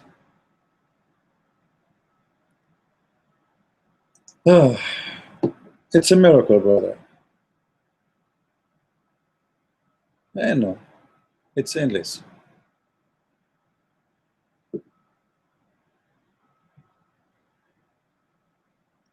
Let's see here. We have a question here.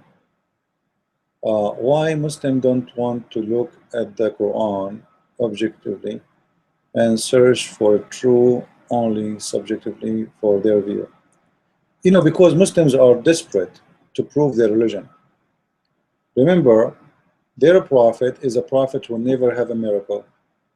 As simple as that. So, because of this, Muslims are desperate to find one. Like, what do you want the Muslim to do? He belonged to a prophet. He never have a miracle. He never did a miracle, and he cannot do a miracle. So this is why they say to you, the miracle we have is the Quran. And because you don't speak Arabic, and any translation, they can play with it. They can come and fabricate, they manipulate the verses, they manipulate the scriptures, and they make it as if it's about something else. Actually, this is one of the reasons made me make my book, and I make it specifically about refuting their science. Otherwise, really, I'm not really interested. You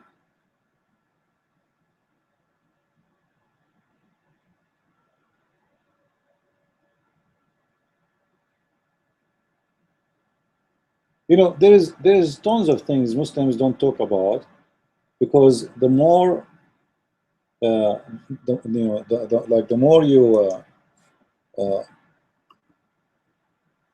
let's say you became knowledgeable about Islam, the more you love.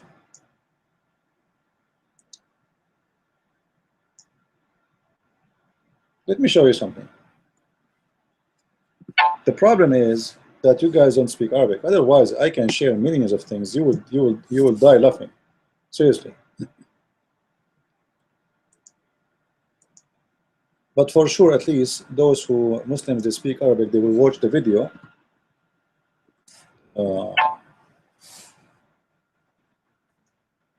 Okay.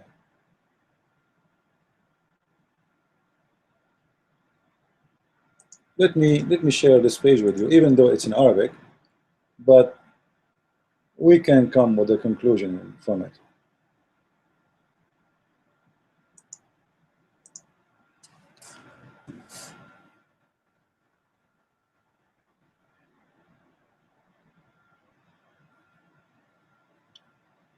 This is the story, according to Muhammad, how Ham became a black person. How Ham became a black person.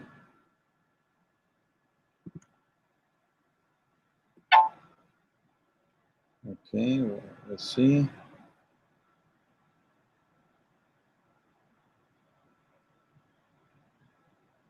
Where?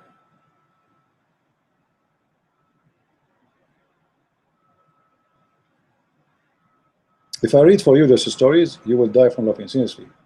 Here we go. Muhammad is reporting what is mentioned in the Torah.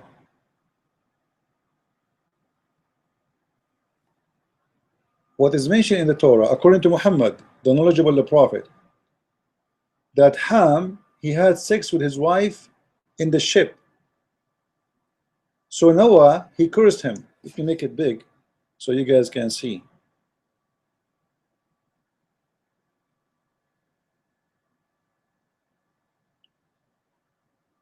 Ham, he had sex with his wife, so Noah, he cursed him. May Allah like destroy his look and his sperm. So he had a son, he was black, and his name is Canaan.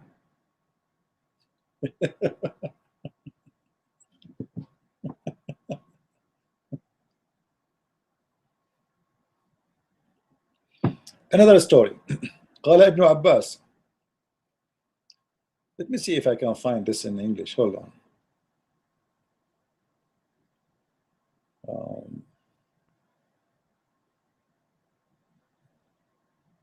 Those things you will never see translation for them in English. Let's see.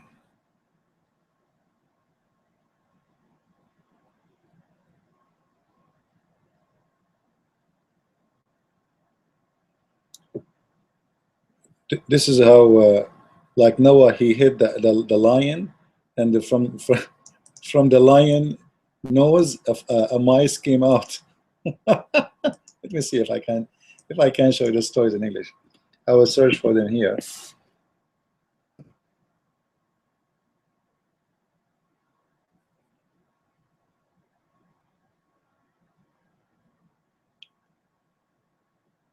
Maybe we can find it and we can laugh a little bit. No, it's not here. I told you they will never translate these things. No way. I wish you guys would speak Arabic. Even here, even a mice, she came to Isa. A mouse, a rat, came to Isa. And Isa, he asked the mice, how Noah, he knows that the land was covered by water. Isa is seeking knowledge from the rat. All right, and look what the mouse he said. The crow, you know, the blackbird, the crow, used to come to him with the news. So he found a dead body, and he come back to him to tell him. Then he sent the bird, and he came back to him with a branch of, you know, Muhammad, he copied collection of stories from the Christians, from the Jews, from the legends, from everywhere, and he make a collection of stories, make it one story. Supposedly this is always about Noah, full of funny, stupid stories. Unbelievable.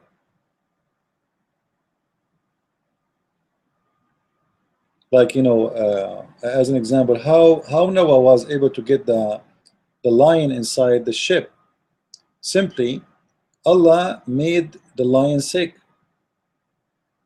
All right, so Noah was able to carry him and put him in the ship.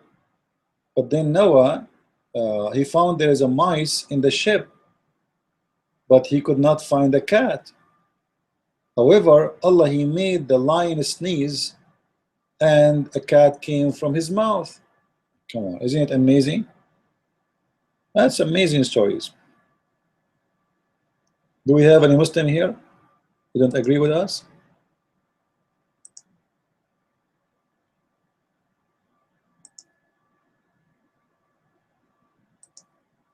Anyone? Why God command the Israelis to kill the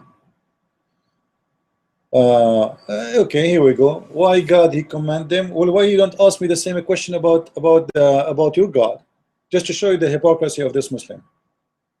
This is a Muslim with us in the chat here. Look what he's saying. I'm going to put his question for you in the screen.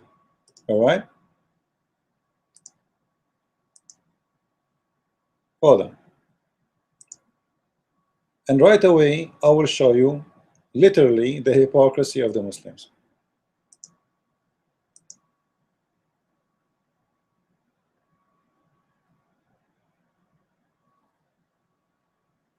Let me show you.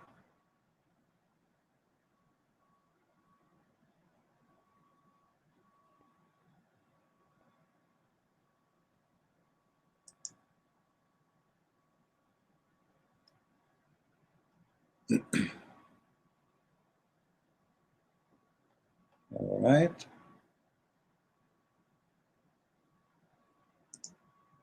So this is the question he is giving us. Let me give it to you.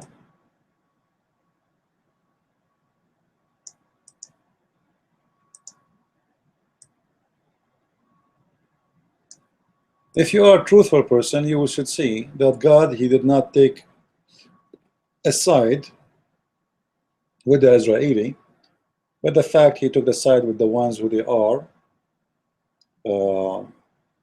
truthful. So the same nation you are talking about, when they are right, God is not against them, he's against the Israeli. However, I will go with you and I will see how much hypocrite Muslims are. Why God, Allah, he ordered the Israeli to kill the Palestinians?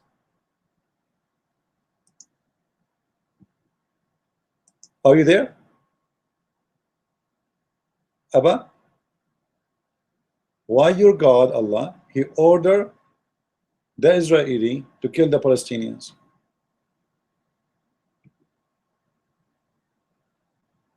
Do you know? Or suddenly you will become so quiet? You see, I'm using your logic. You know the Palestinian, right, Mr. Abdul? Your God Allah is the one who ordered the Jews to kill the Palestinians.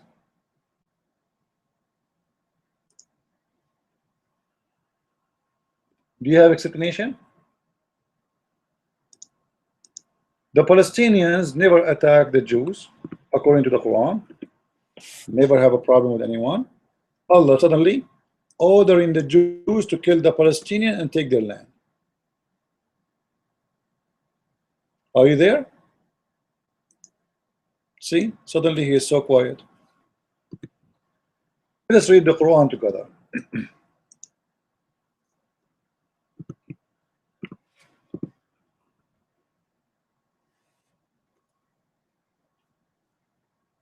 Here we go. This is the Quran, chapter 5, verse number 21. For sure, we will read a few verses before and a few verses after.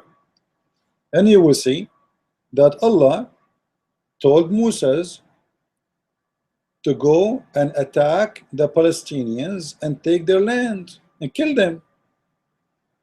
Remember, Moses says to his people, "Oh my people, call in the remembrance of the favor of Allah unto you, when he produced prophet from among you, made you kings, and gave you what he had not given to any other among the people." So Allah here, he agree, and the Quran agree, that the Jews are the chosen people. You believe it or not? This is in the Quran in front of your eyes. All right. And then he says, "O my people, enter the holy land which Allah has assigned to you, and turn not your back," which means go in war. All right. "For then you will be overturned or overthrown to your own ruin." So he's threatening them, if you don't go and attack the Palestinians, take their land, Allah will punish you. The Jews, they refused to go and kill the Palestinian. See how nice the Jews is? Read with me. They said to Moses, "In this land are people exceeding strength. Never shall we enter it until they leave." Okay, let them leave peacefully and we will enter it. Make this Allah, make them leave. The Jews don't want to kill the Palestinian. This is your Quran. Do you see it? This is your Quran. Allah, he got upset from the Jews. Look what he did. But among their Allah-fearing men were two of whom Allah had bestowed his grace. They said, assault them. Assault them. See the good man? See the good Muslims, the good Jews? The good Jews, there's two Jewish men. They didn't agree with the majority. They said, assault them. Assault who? Assault the Palestinians. Why you want to assault them? Are you there, Mr. Abdul? The one who asked the question? I see you quiet right now. I thought you are against God to attack any nation, right? What kind of God is the one is attacking? Oh, you know what? I'm not sharing my screen. Sorry. It's my fault. Hold on. I thought I'm sharing my screen with you, so you can read with me. Here we go. Forgive me, please. It's my mistake. You can read with me. Verse number 20. You can read the verses before, or whatever verses you want. So Moses, Allah told him to go and attack the Palestinian, kill them, take their land. The Jews, they said, oh Moses, we will not enter, and enter those people live by themselves. Two good fearing people, people who fear Allah, two men who fear Allah, they said, no, we should assault them. We should assault them and kill them, brother. Are you there, Muslim? Why Allah he ordered the Jews to kill the Palestinians?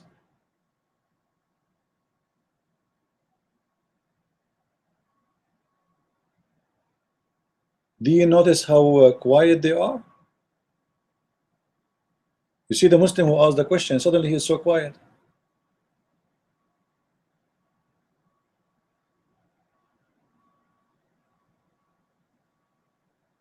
Mustafa is giving me the answer. Oh, you believer, ask not questions. That will give you trouble. Thank you very much, Mustafa. Yeah, chapter 5, verse 101 and verse 102. Ask not questions. Why? Because former generations, they asked the same questions and they left Islam. So why you don't ask your God, you hypocrite, why he ordered the Jews to kill the Palestinians? It's a land today you Muslims are desperate to have it back, which is not your land, by the way. And you will see here, I have a big question for the Muslims. I change, and you must anyone to tell me what's happening here. Look, all my people enter the holy land which Allah has assigned into you. I have two questions about this sentence. I challenge any Muslim to answer. I challenge any Muslim to answer. Why it's called holy, and why Allah assigned it to the Jews?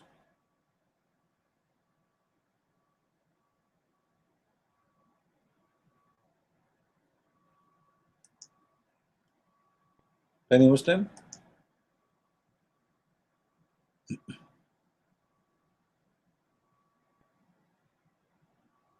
Mustafa, I think you are quoting the verses wrong, right? The verse 102, it's 101, the one says ask not questions, right? And 102 is the one saying why, not 102, 103. Maybe you are quoting from wrong translation.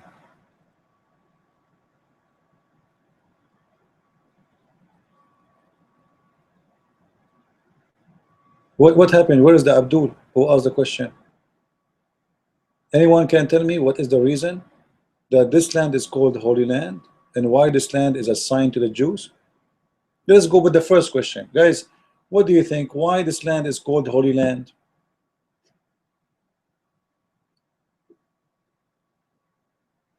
According to Islam.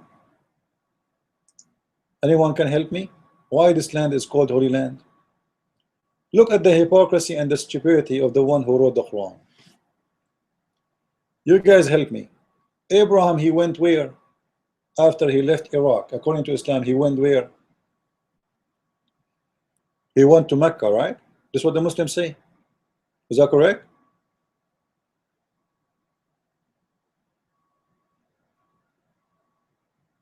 Correct? He went to Mecca. and he built the Kaaba. So why you are calling the land which is not the Kaaba their holy land? What is built there? Nothing. Are you getting my point? Why this land is called holy if there's nothing there holy? Where is the holiness is coming from?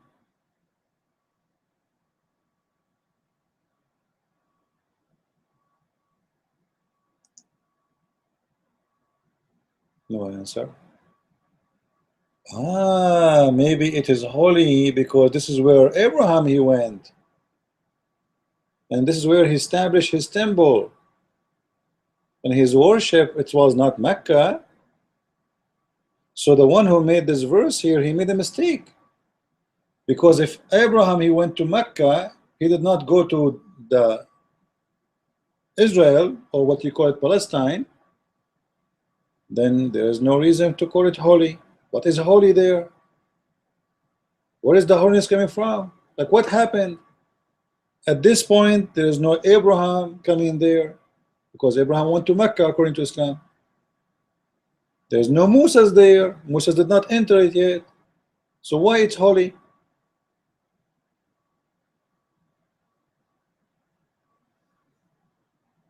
Maybe this was their land before, and they are coming back. This is their land.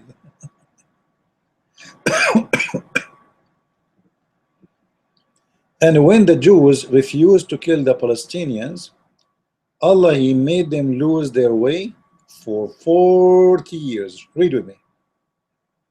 All right? Because they did not obey Allah. Allah said, Allah is upset now because they did not kill the Palestinian.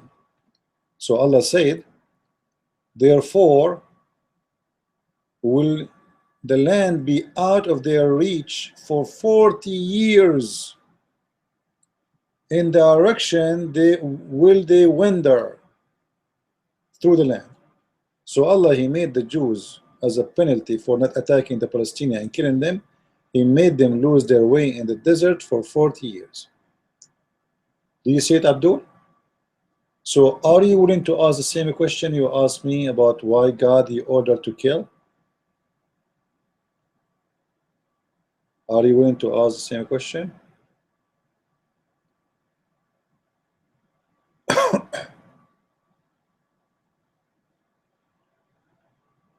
See how we make Muslims so quiet? Suddenly, there's no problem with this. It was a problem for the God of the Jews to order them to attack the neighbors. Now it's not a problem. You ask Muslims, why Allah he ordered the Jews to kill the Palestinians at that time? They said to you, oh, at that time the Palestinians were not Muslims. Really? So look what happened. Allah he ordered the Jews to kill the Palestinian, and he ordered the Jews to take the land of the Palestinian. The Jews he went there and they took the land of the Palestinian. Brother, and Allah he found himself a mistake, because Allah he did not know that the Palestinians one day they will become Muslims. So Allah he ordered Hamas to fight the Israeli to correct his mistake. What? Allah is the one who ordered the Jews to take Palestine, and then Allah want to correct it, to correct the mistake he did, because obviously Allah do not know that in the future this land will be full of Muslims. Do Allah knows? Do Allah knows that he is going to create a big conflict? By the way, the land today exists. Muslims they call it Palestine. There's no Palestinian there. Those are not Palestinians. The real Palestinians are not exist there no more. They are gone long before Islam. When the Muslims they surrender Jerusalem, there was Aramaic people from Syria, etc. Those who speak Aramaic, and there's Babylonian, and there's but there's no Palestinian, and the Arab are not from this land. This is why when Umar al-Khattabi entered the Jerusalem, not even one person speak Arabic. Nobody speak Arabic until the Umayyad state until the time of Abdul Malik ibn Marwan, the Khalifa, he started to change the language of the countries they occupy. Syria, Jerusalem, all those countries, they don't speak Arabic.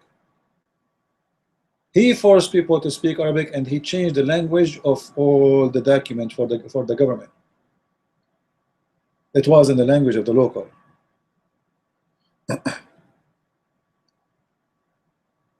Do we have any Abdul?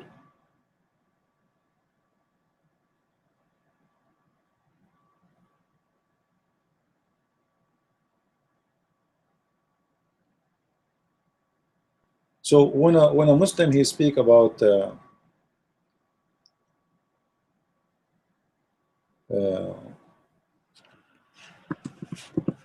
Palestine and the Jews, hit them with this question, and you will see how quiet they will be.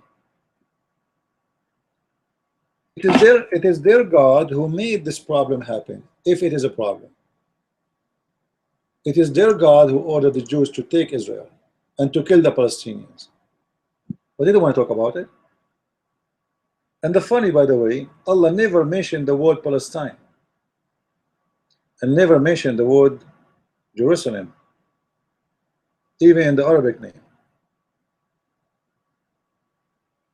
Very weird.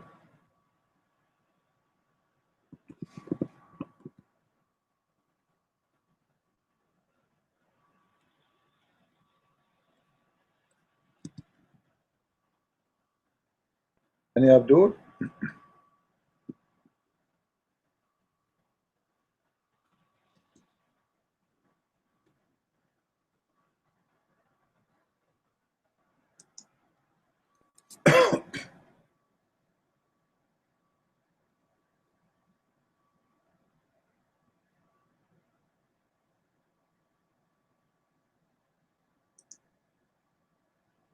By the way, who of you here speak French? Do you guys speak French? Anyone here speak French? If you speak French, let me know. Ah, you want to understand what is written in the Bible, but you are not interested to know what is written in the Quran.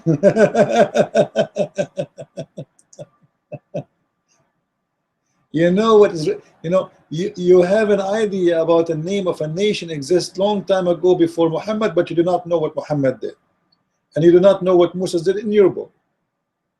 You want to question the God of the Bible, but you don't dare to question your book. This is hypocrisy.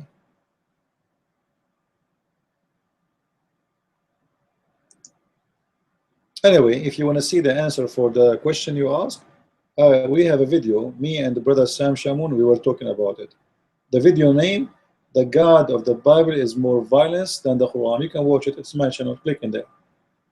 We spoke about the same question you are talking about, and you will find the answer for it in details.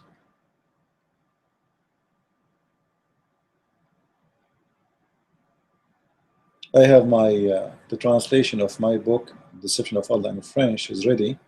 So I'm looking for a different name for it, because we could not find a name in a French fit with the Deception of Allah. As they said, there's like it's not such a title will not be like exist in French. So there's some difficulty in. So I'm trying to find a name in the French language. So I thought maybe some of you speak French. Do we have any question?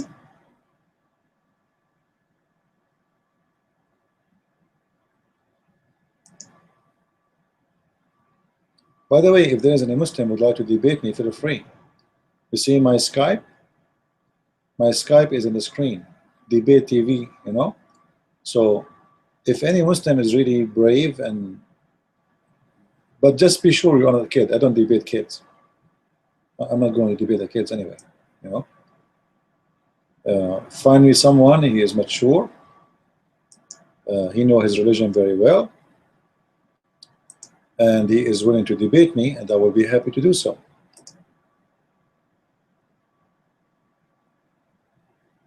All right.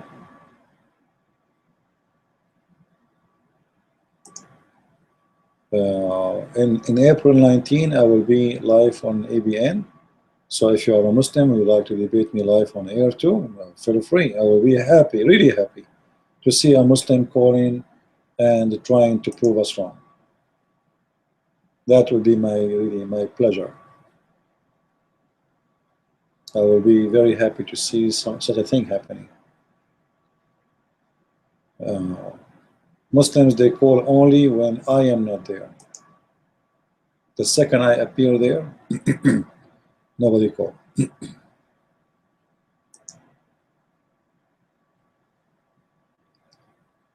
Any Muslim?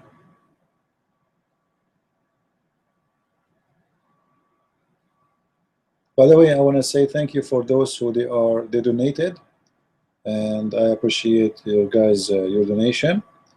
And remember, you can subscribe to donate for $1 only. For sure, if you make it $2 is better, so you can support us in more. Or if you can make it more, I'm saying the lowest, it's very easy. So it doesn't hurt you to support us with $12 a year. That's not much, isn't it? So I would like to see more of you guys helping us in our mission, so we can do better, and we can work for better plan. You know, I'm thinking actually to broadcast not only in YouTube. There's more programs, but everything have membership, and you have to pay for it, etc. So we will appreciate if you guys can help us more, so we can do more in the future. Right now, what we have, our budget is very tiny and very small, and it's good for YouTube only. But I hope by the help of the good ones, we can do something better. So, and if you would like to donate, the link is underneath of the video. Do we have any question? Any question? No question.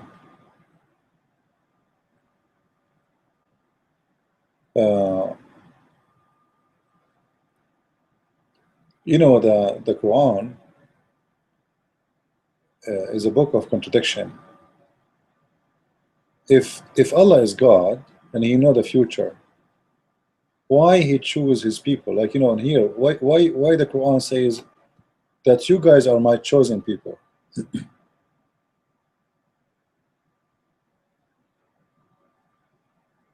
You know what I mean? Do Allah knows that those Jews are not good? Why He choose them? He choose them as a mistake?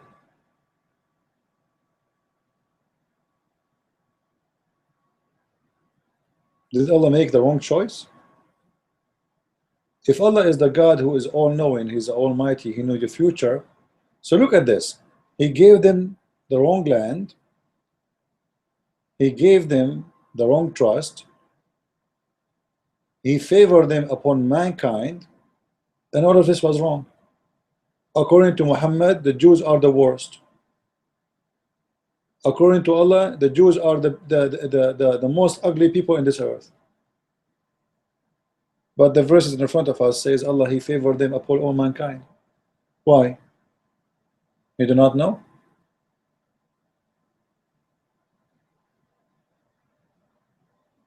He was not aware?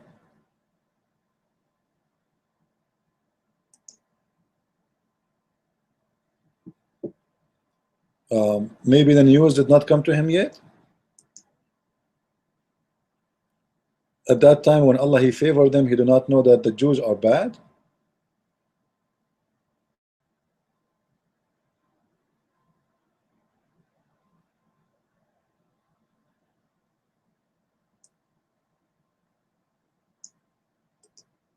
So this is a very simple question for the Muslims.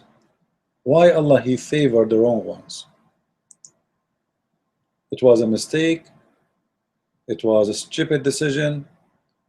It was an intelligent decision. What kind of decision this one is? Why He did not favor, did I say the one will be the Muslims, the Palestinians? Why He favored the Jews?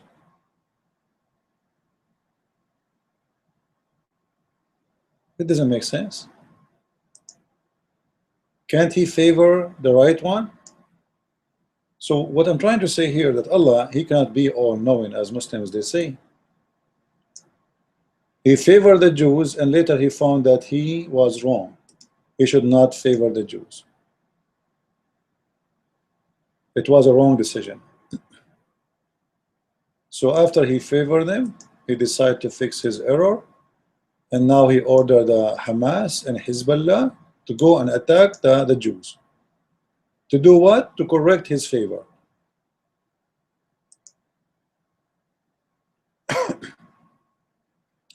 He promised them a holy land, and then after he promised them the holy land, he found that his holy land should not be given to the Jews.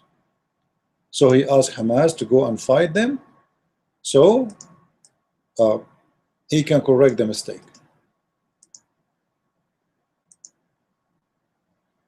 And yet the Muslims, they will say to us that Allah is God, and Allah, he knows the future, and Quran is full of miracles. Well, I can see the miracle here.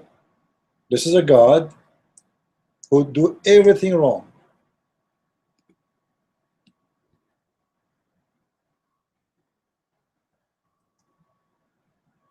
He called the land, before there's any holiness in it, he called it holy. He never called Mecca holy.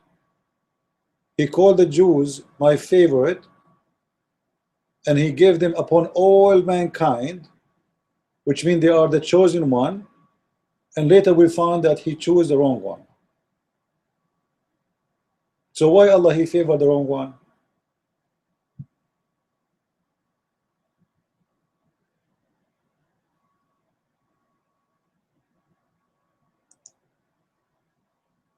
Any Muslim is listening?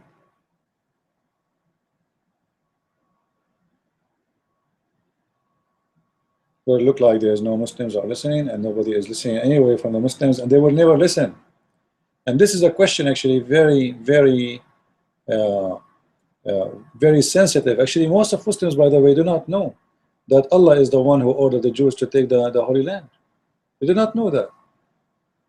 I encountered, hundreds and hundreds of Muslims, if not thousands.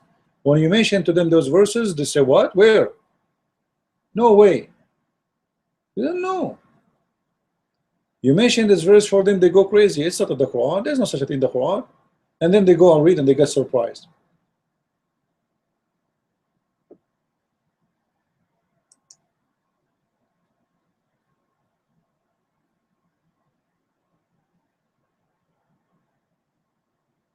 Because simply those people, they do not read their books. And they have no idea what is written in their books.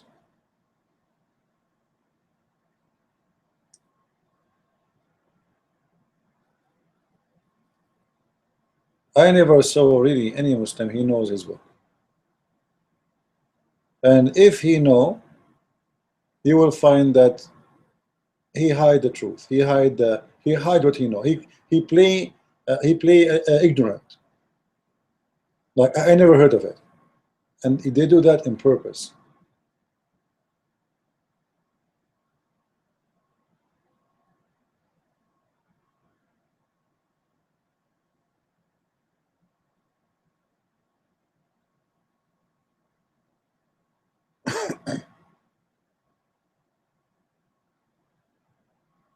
Any Abdul? Any Muslim wanna? You don't agree with us? You have a complaint? Look like Muslims agree then. Well, thank you very much. I was worried reading that Muslims do not agree. All right. Yeah.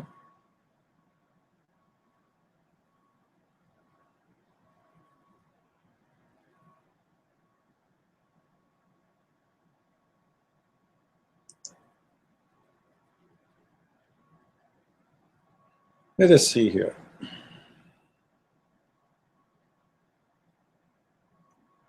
I'm trying to see if we have any questions in Twitter. Let us turn Twitter on and see if there's any questions there.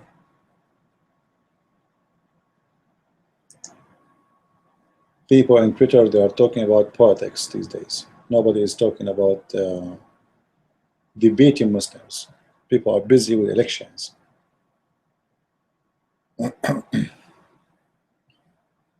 Sometimes I look at those at the election, they make me laugh. I say to myself, those are going to be presidents? Lord have mercy.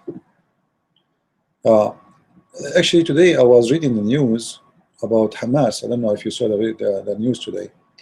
Hamas, the Egyptian government, they discovered that Hamas, they did kill the general attorney of Egypt. All right, they killed the general attorney of Egypt. So I was thinking that this week was an amazing week. In the same week, Hamas is announced to be a terrorist organization by a very big Muslim country, which is in Egypt. A week before, Hezbollah announced to be a terrorist organization by many Islamic countries, starting from Saudi Arabia.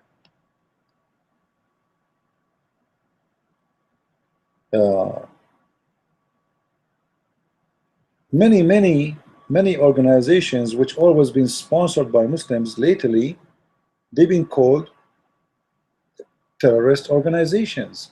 And this is really a unique, this is like, wow, what's happening here?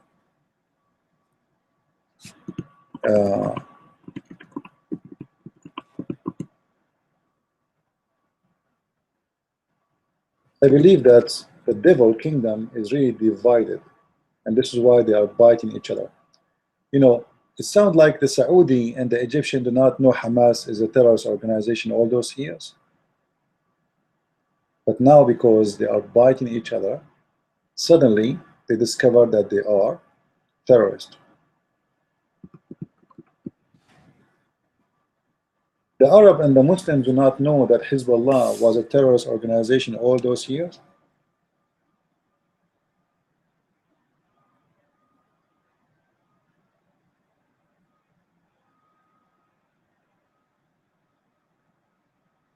They don't know. Now they know suddenly.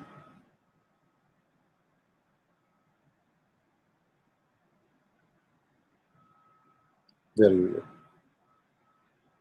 This is a nation, this is a religion. They go blind on you. It doesn't matter how filthy you are, as long as you are a Muslim. But then, when you go and let us say you bite them, you see, as long as you are biting non-Muslims, you are good. You are a very good person. You bite the Jews, you bite the Christians, very nice. Go for it. You are wonderful. But then they find out that those people, they are going to bite them too.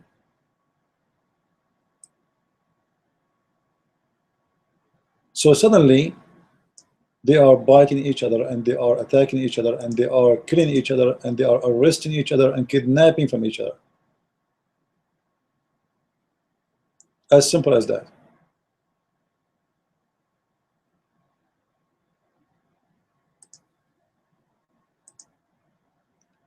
Like if we try to find what they are saying about Hamas on Twitter, so I wonder how many tweets we will find right now of Hamas. I'm sure a lot.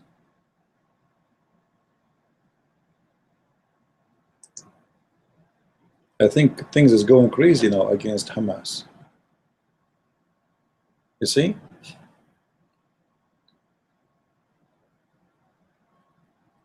Those are the ones who Allah now, He want them to take the land from the Jews.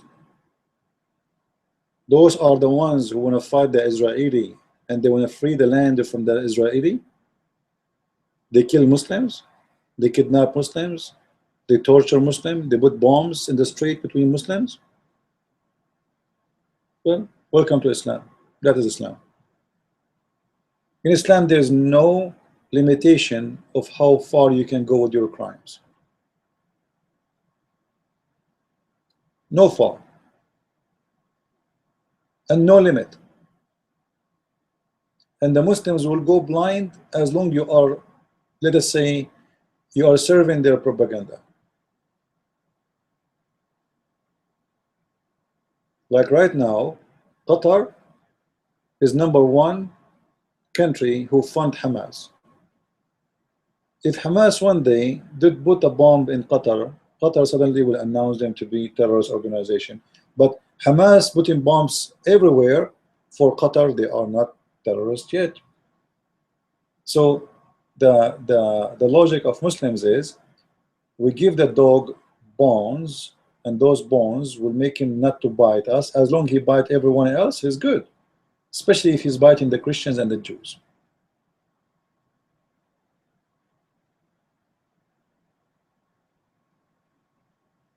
And this is how Islam started, actually.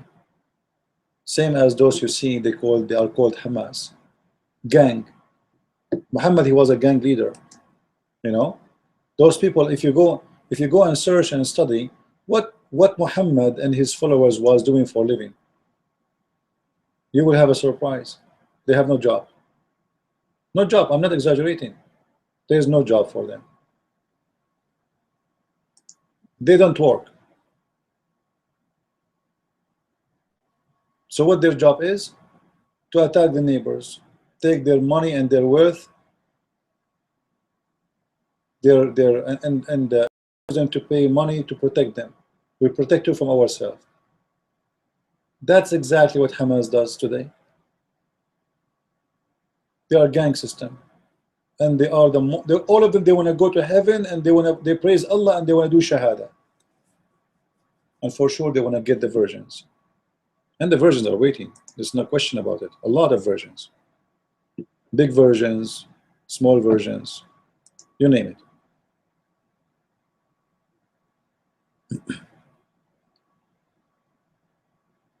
Any Muslim here who support Hamas?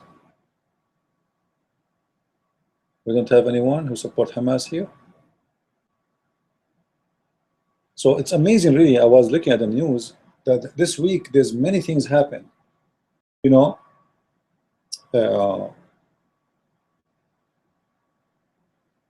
there's organization who they are sponsored by Saudi Arabia, who they are terrorists.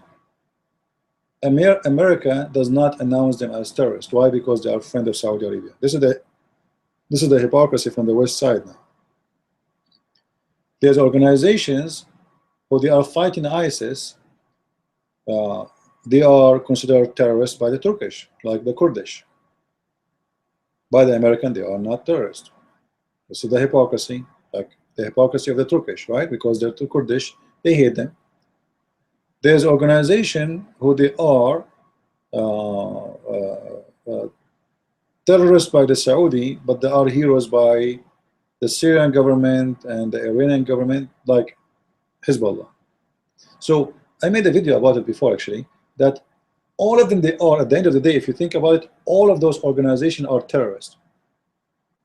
But everyone who he named the one who is against him as a terrorist. But he don't say the truth, that all of them, they are terrorists, which means as long you are biting my enemy, you are not a terrorist for me. And that what's happening today. The West practice this, America practice this, and nobody want to say the truth.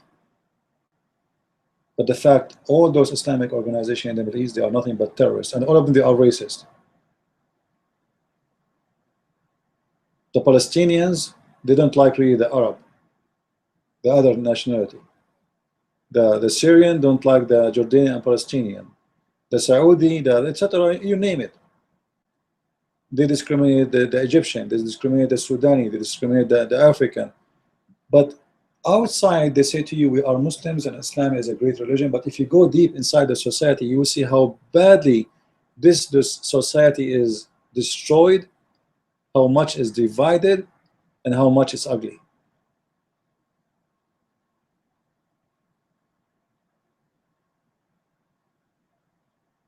The more you study it, the more you notice how much this society is really like the devil is everywhere, in every corner.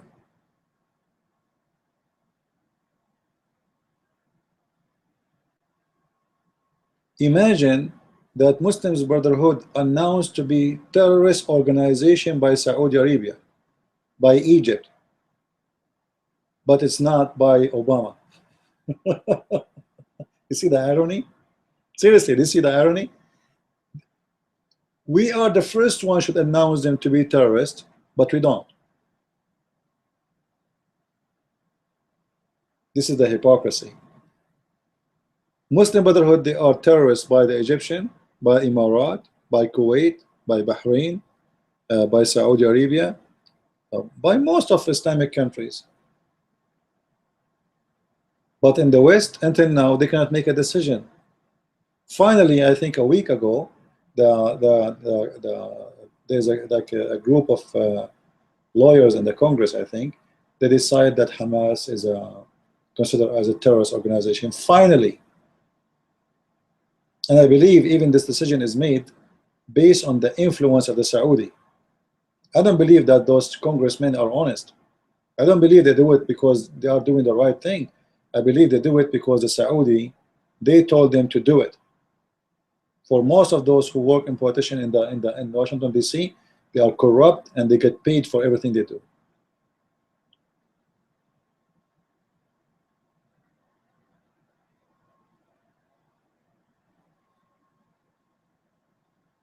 So it's very funny how the world functions today. How he is terrorist in this corner, but he is a hero in different corner. The same group.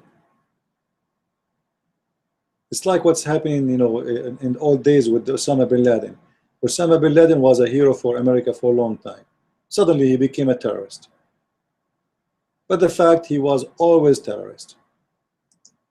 And everybody who worked with him was a terrorist. So what is new?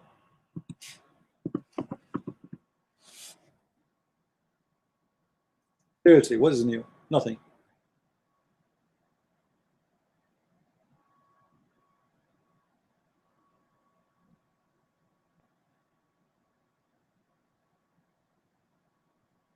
Hypocrisy, double standard, corruption, and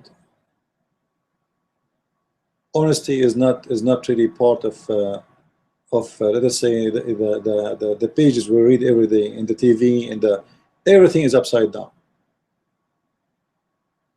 And if somebody, by the way, if somebody is, let us say, honest somehow, like Trump, this guy, he's funny. He say things as it is. He's not a politician. You know, people hate him.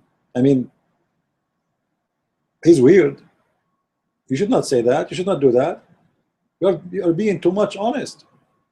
We are used to liars. We know people, they love liars.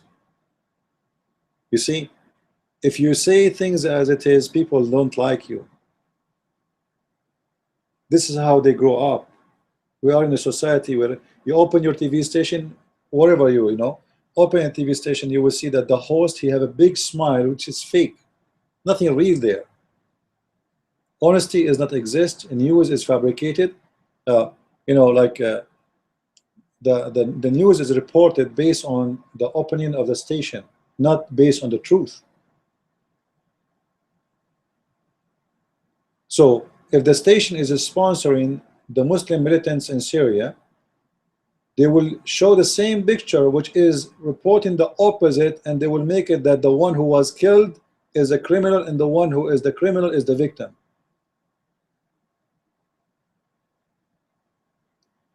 And this is always the case in the media.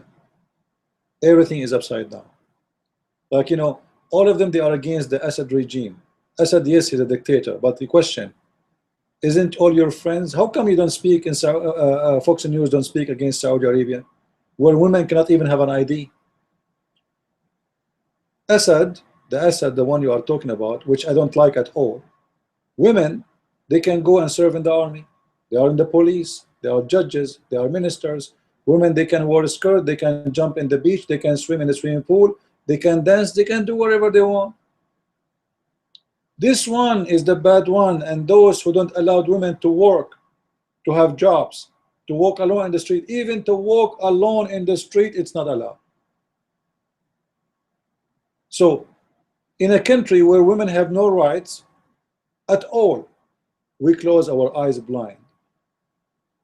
In a country where women, they are everywhere and they can do whatever they want, oh, this guy is a dictator. You know, guys, what I'm saying? The hypocrisy. Hypocrisy is amazing.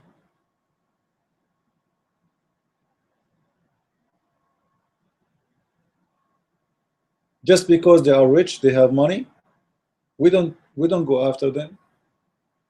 We don't see Obama saying we are going to cut our relationship with Saudi Arabia if they don't stop arresting people for posting in Facebook. There's people getting killed just for posting in Facebook.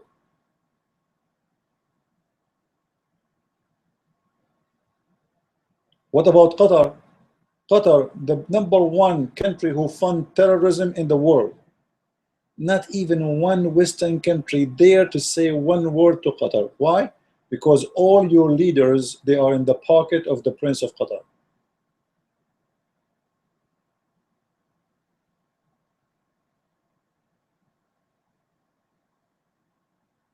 They will not question him. They will not even say a word to him. But everybody knows that Qatar is the head of the snake. All the terrorism activities happening in the world is happening because of Qatar.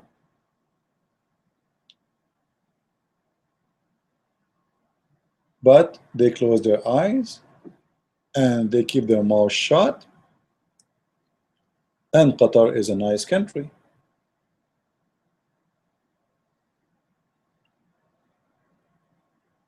Money. You see what money does? That's what's happening.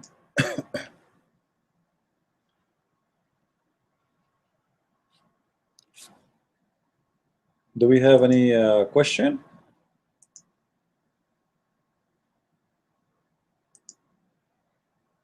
Any complaint? Anyone don't agree?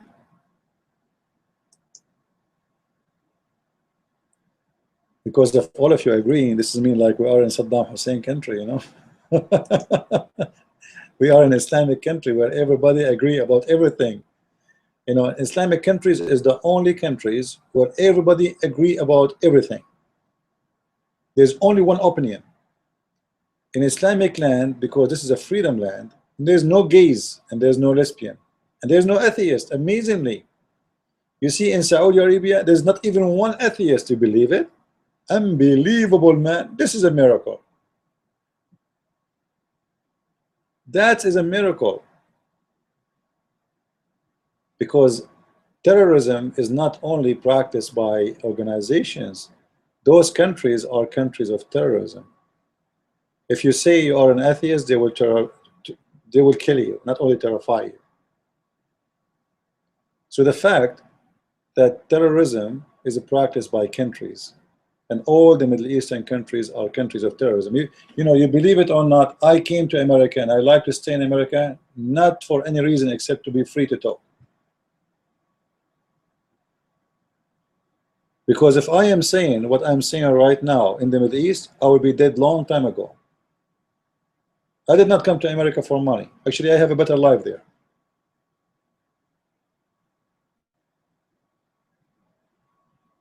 You come here, you immigrate to a different country, you have no family, you have nobody, you are a stranger, you are no one.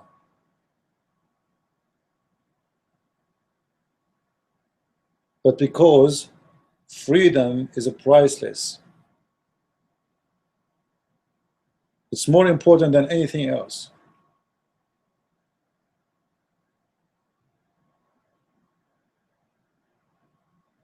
People don't want to say the truth that terrorism is practiced everywhere by countries, not only by Islamic organization.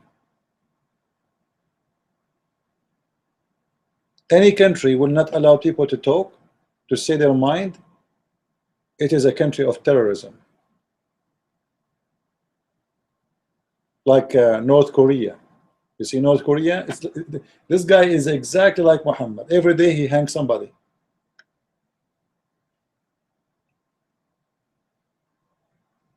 He killed his uncle, he killed his cousin, he killed everybody. This guy, every day there's a new victim from his leaders.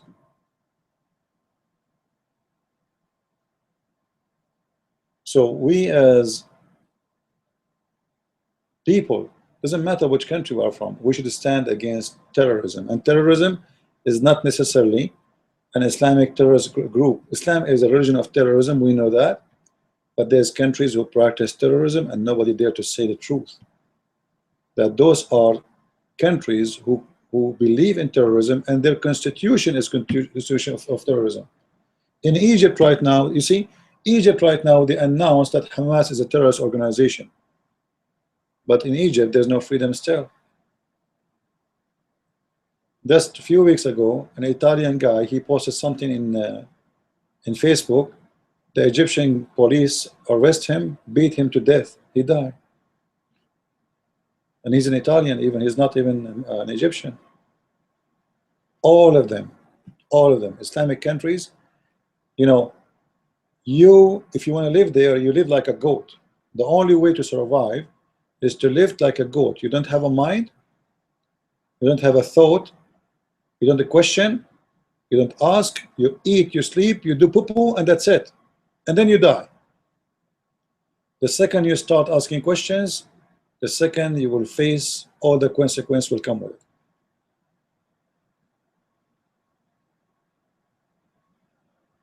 And yet in your country, in the West, they will convince you that we have Islamic friends, like Jordan, as an example, the king of Jordan. He is the best of the friends of the West. The king of Jordan, if you say one word against the king, you and your family will disappear. Nobody will know where you live anymore because you will be in the grave. That's it. They try to present him as he's a civil guy, modern guy. What modern? What civil? What are you talking about? Like, hello? What about Turkey? The member of the NATO, who America donate every year $2 billion to them to sponsor their trashy economy. Go and see how many journalists was captured and jailed, and they will serve 15, 20 years in jail just because they wrote an article against Erdogan. Just yesterday, see the news. They occupy a newspaper and they kick everybody from there, and they put a newspaper, a journalist from the government in the newspaper, which is a private, which means the government, they took over it.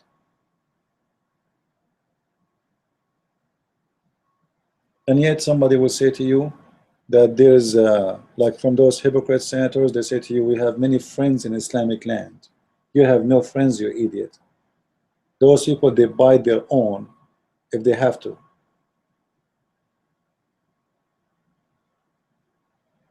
The Prince of Qatar, he put his father in jail. Do you know that? His father. The father, he went in a business trip, the prince. He come home, in the airplane they arrest him, and they took him right away to jail, and he announced himself the Prince of Qatar.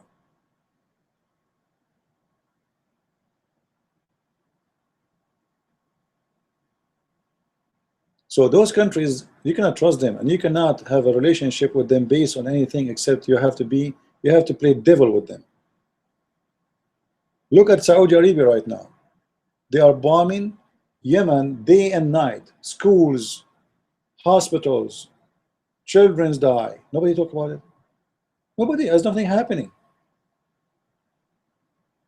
Tens of thousands get killed in Yemen. Nobody talk. If the one is doing that is the president of Syria, you will see how and what will happen. The president of France will go crazy. The prime minister of England will go crazy. Obama will go crazy. But because the one is doing it, Saudi Arabia, it's okay. It's all right. This is our friend.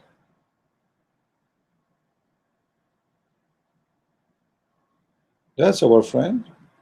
When Al-Qaddafi, he put two airplanes in the air and he started shooting at the militant, Italy, USA, France, they send their air jet right away and start bombing Al-Qaddafi army until they destroy him. But the Saudi, they do the same to their neighbor. No. And those actually, the Saudi are killing the civilians. They are bombing cities. Nobody complain. Hypocrisy. So we as a Christians, I'm talking about myself and whoever Christian here, if we are truly true Christians, we should fight the hypocrisy and we should say the truth. Don't take a side just blindly, just because, oh, I'm an American, whoever is a friend to America, I will defend him. No. The terrorist, you say he is a terrorist. The one who keep the mouth shut if people want to say something, this is a terrorist. Terrorism have many ways and many faces.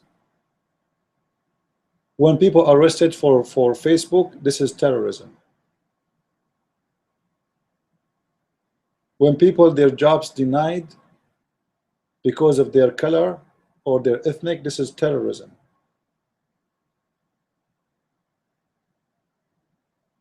When a woman she got beaten by her husband, that is terrorism, because you are using opportunity that you are stronger and you can silence her. You can terrify me by your violence and your extra power, which I don't have. This is what terrorism is about. It's about somebody abusing someone else, using his own power.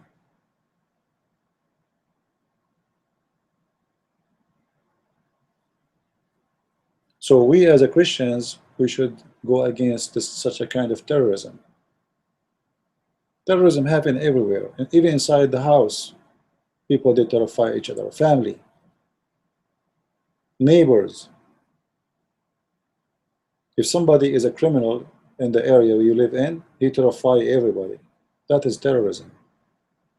You take advantage, you are a good guy, you don't want to go to jail. So he started doing his crazy stuff, and who's going to stop me?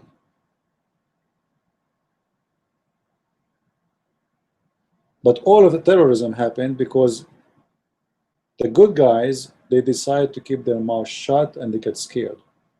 If you watch ever how the wolf, he attacked a cattle of a buffalo. Buffalo is so powerful. How a wolf was scared the buffalo? That's not good. That's not right. How 1,000 buffalo they will run away from two fox or three wolves? How 2 wolves they terrify 1,000 buffalo? I will tell you why. Because those 1,000 buffalo, who they have amazing power, they are cowards. So 2 wolves can scare them. Otherwise, 1 buffalo really alone can destroy those wolves if you want to fight. So in your life, you will face a lot of terrorism. People try to terrify you at work, take advantage of you. You need to stand against them. There's many ways to do it in the right way, not by violence. God gave us a lot of ways to do things. We can change a lot of things. And if you cannot do it alone, join a group, be part of a group, work together. Terrorism is the most evil thing happened to mankind. You know, when they used to capture slaves and they make a human being live as an animal. Actually, animals today, they live today better than slaves before. That is terrorism. They terrify you with the punishment if you try to ask for your freedom. But if every slave they go in revolution for freedom, do you think they can do it? No.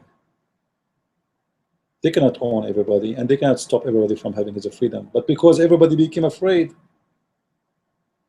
so they can enslave tens of thousands and make them slaves forever. and your children will born as a slave, and your wife, she's a slave, and the child of your child is a slave. This is what happened to you when you decide to become a coward. The second you became a coward, you are no one. Just put that in your mind. Have you ever seen a woman, she is jumping in the chair because she saw a cockroach? I'm sure you did, right? How a cockroach will make a woman jump in the chair? For God's sake, you tell me. What do you think? A cockroach, this little tiny stupid insect, will scare you and make you jump in the chair? This is what I'm talking about. Your enemy it might be a cockroach, but because you decide to be a coward, you are running away from the cockroach.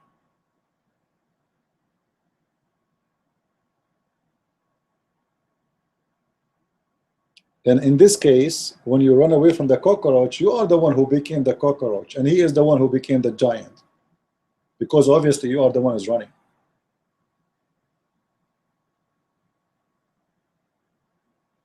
You got my point? And this is what Islam is about. Islam, as a cockroach, believe, I will do disgusting things to you, scare the hell of you. I will make you jump in your chair, and I will make you give up and surrender to me. So either you decide to fight for your freedom. Someone want to tell you what to eat, what to dress, what to say, what not to say, what to worship, what not to worship, what to drink, what not to drink, even what kind of underwear you will wear. That is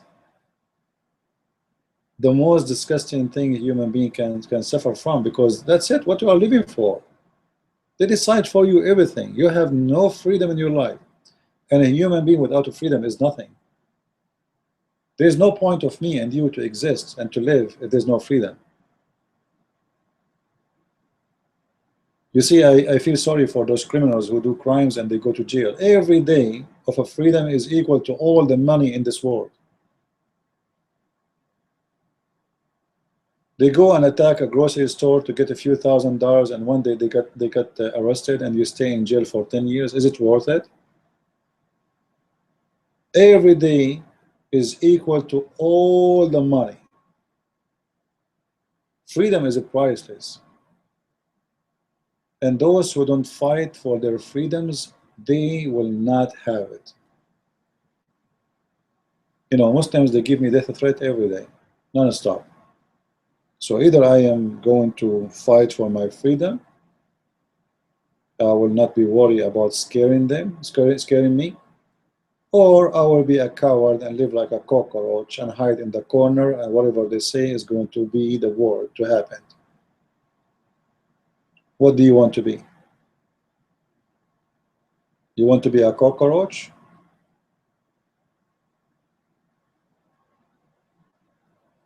So, you know, we as a human, we have a duty to do. And not only this, not only to fight for your freedom, to fight for the freedom of others. Because the more we expand the freedom in this earth, the more all of us, we will be more secure. Don't only fight for freedom in your country alone. Fight for freedom for every human being, even for Muslims. You see, I don't hate Muslims, seriously. The reason Islam exists because there's no freedom. The second you give a freedom in Islamic countries, Islam is gone. If you take the law of apostate, if you take the law of forcing things to happen, Islam is gone, because people, they will start talking. This is why in Saudi Arabia there's no atheist, and this is why in Iran there's no gays, because who dare to say I am? Who dare to say I am an atheist? Nobody. Freedom can change everything. As long as there's no freedom, you do not know. You do not know me really until you give me freedom. You know, if we live in a strict society where we have a dress code, you will not know really how I like to dress, because all of us, we are dressing the same. There's no freedom of choosing. You will not know how the female she like to dress until you give her freedom. You will not know how the male he like to behave until you give him freedom. In a society where everybody have to go to pray, how you know who is going to pray and who is being forced to pray? No way to know. Everybody is forced to go anyway. So there is no way to know really unless you have a freedom. And the freedom is a gift from God, not from the man. God, he made us free.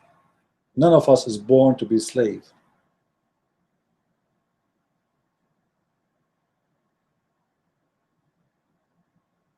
Do we have any question?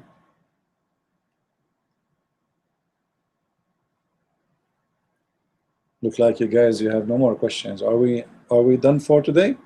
No more questions? No? That's amazing. It's like Saddam Hussein giving a lecturer. Everybody agree. You know, Islamic countries, in the parliament, everybody say yes to the president or the prince or the king. Everybody. This is in case they have a parliament. When they make a vote, not even one will say no. Unbelievable. Yeah, because this is a country of terrorism.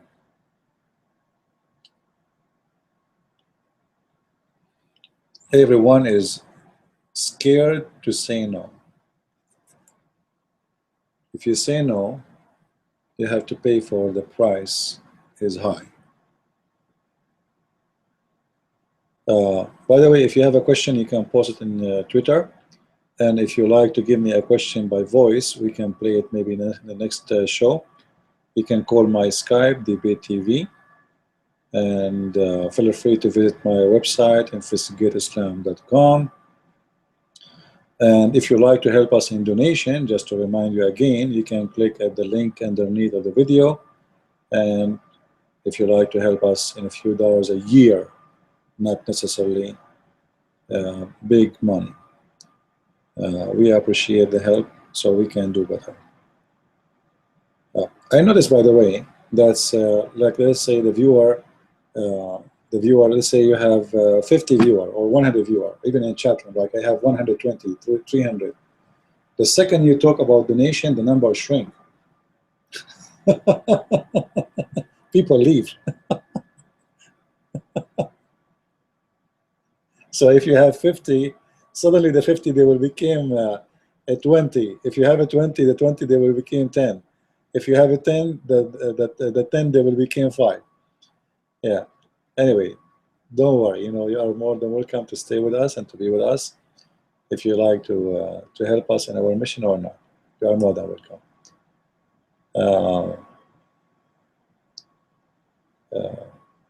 For me, I really appreciate like when I see that there is, let us say, right now we have how many who they are donating. Let me see the number. I think we have 42 or 43, I'm not sure. 43.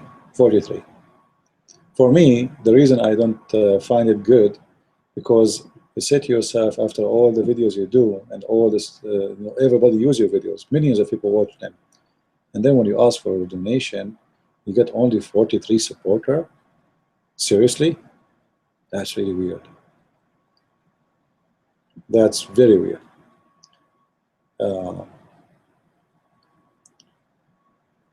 No comment.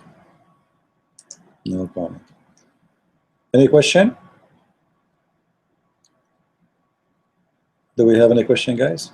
I don't see the text moving. Anyone have any question for me? Any request?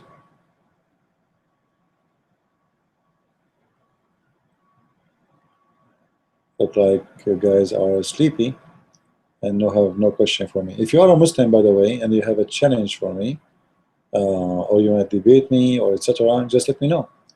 you can click at the video. You see the video you are watching. You can click at the video and you can click at be part of the conversation. And if you want to talk to me by voice, I will be happy to receive your call in Skype. But just inform me first so I can turn my Skype on for you so you can call me. If you are a Muslim. And if you are a Christian, you want to speak to me too live, no problem, you can call me too. Just let me know. Any question, guys? Don't forget, please, to subscribe to our YouTube, the page you are watching the video in. At the same time, don't forget to subscribe to our Facebook. You can go to investigateislam.com and simply just in the top right corner, you will see the widget for Facebook. You can click and you can subscribe. And look like we are out of questions for today. So I want to say thank you guys for being here with us. And I hope I will be able to do broadcast tomorrow. So until I see you tomorrow, I say God bless. Thank you. Christ is Lord. Islam is false. Amen to that. Thank you. Bye-bye.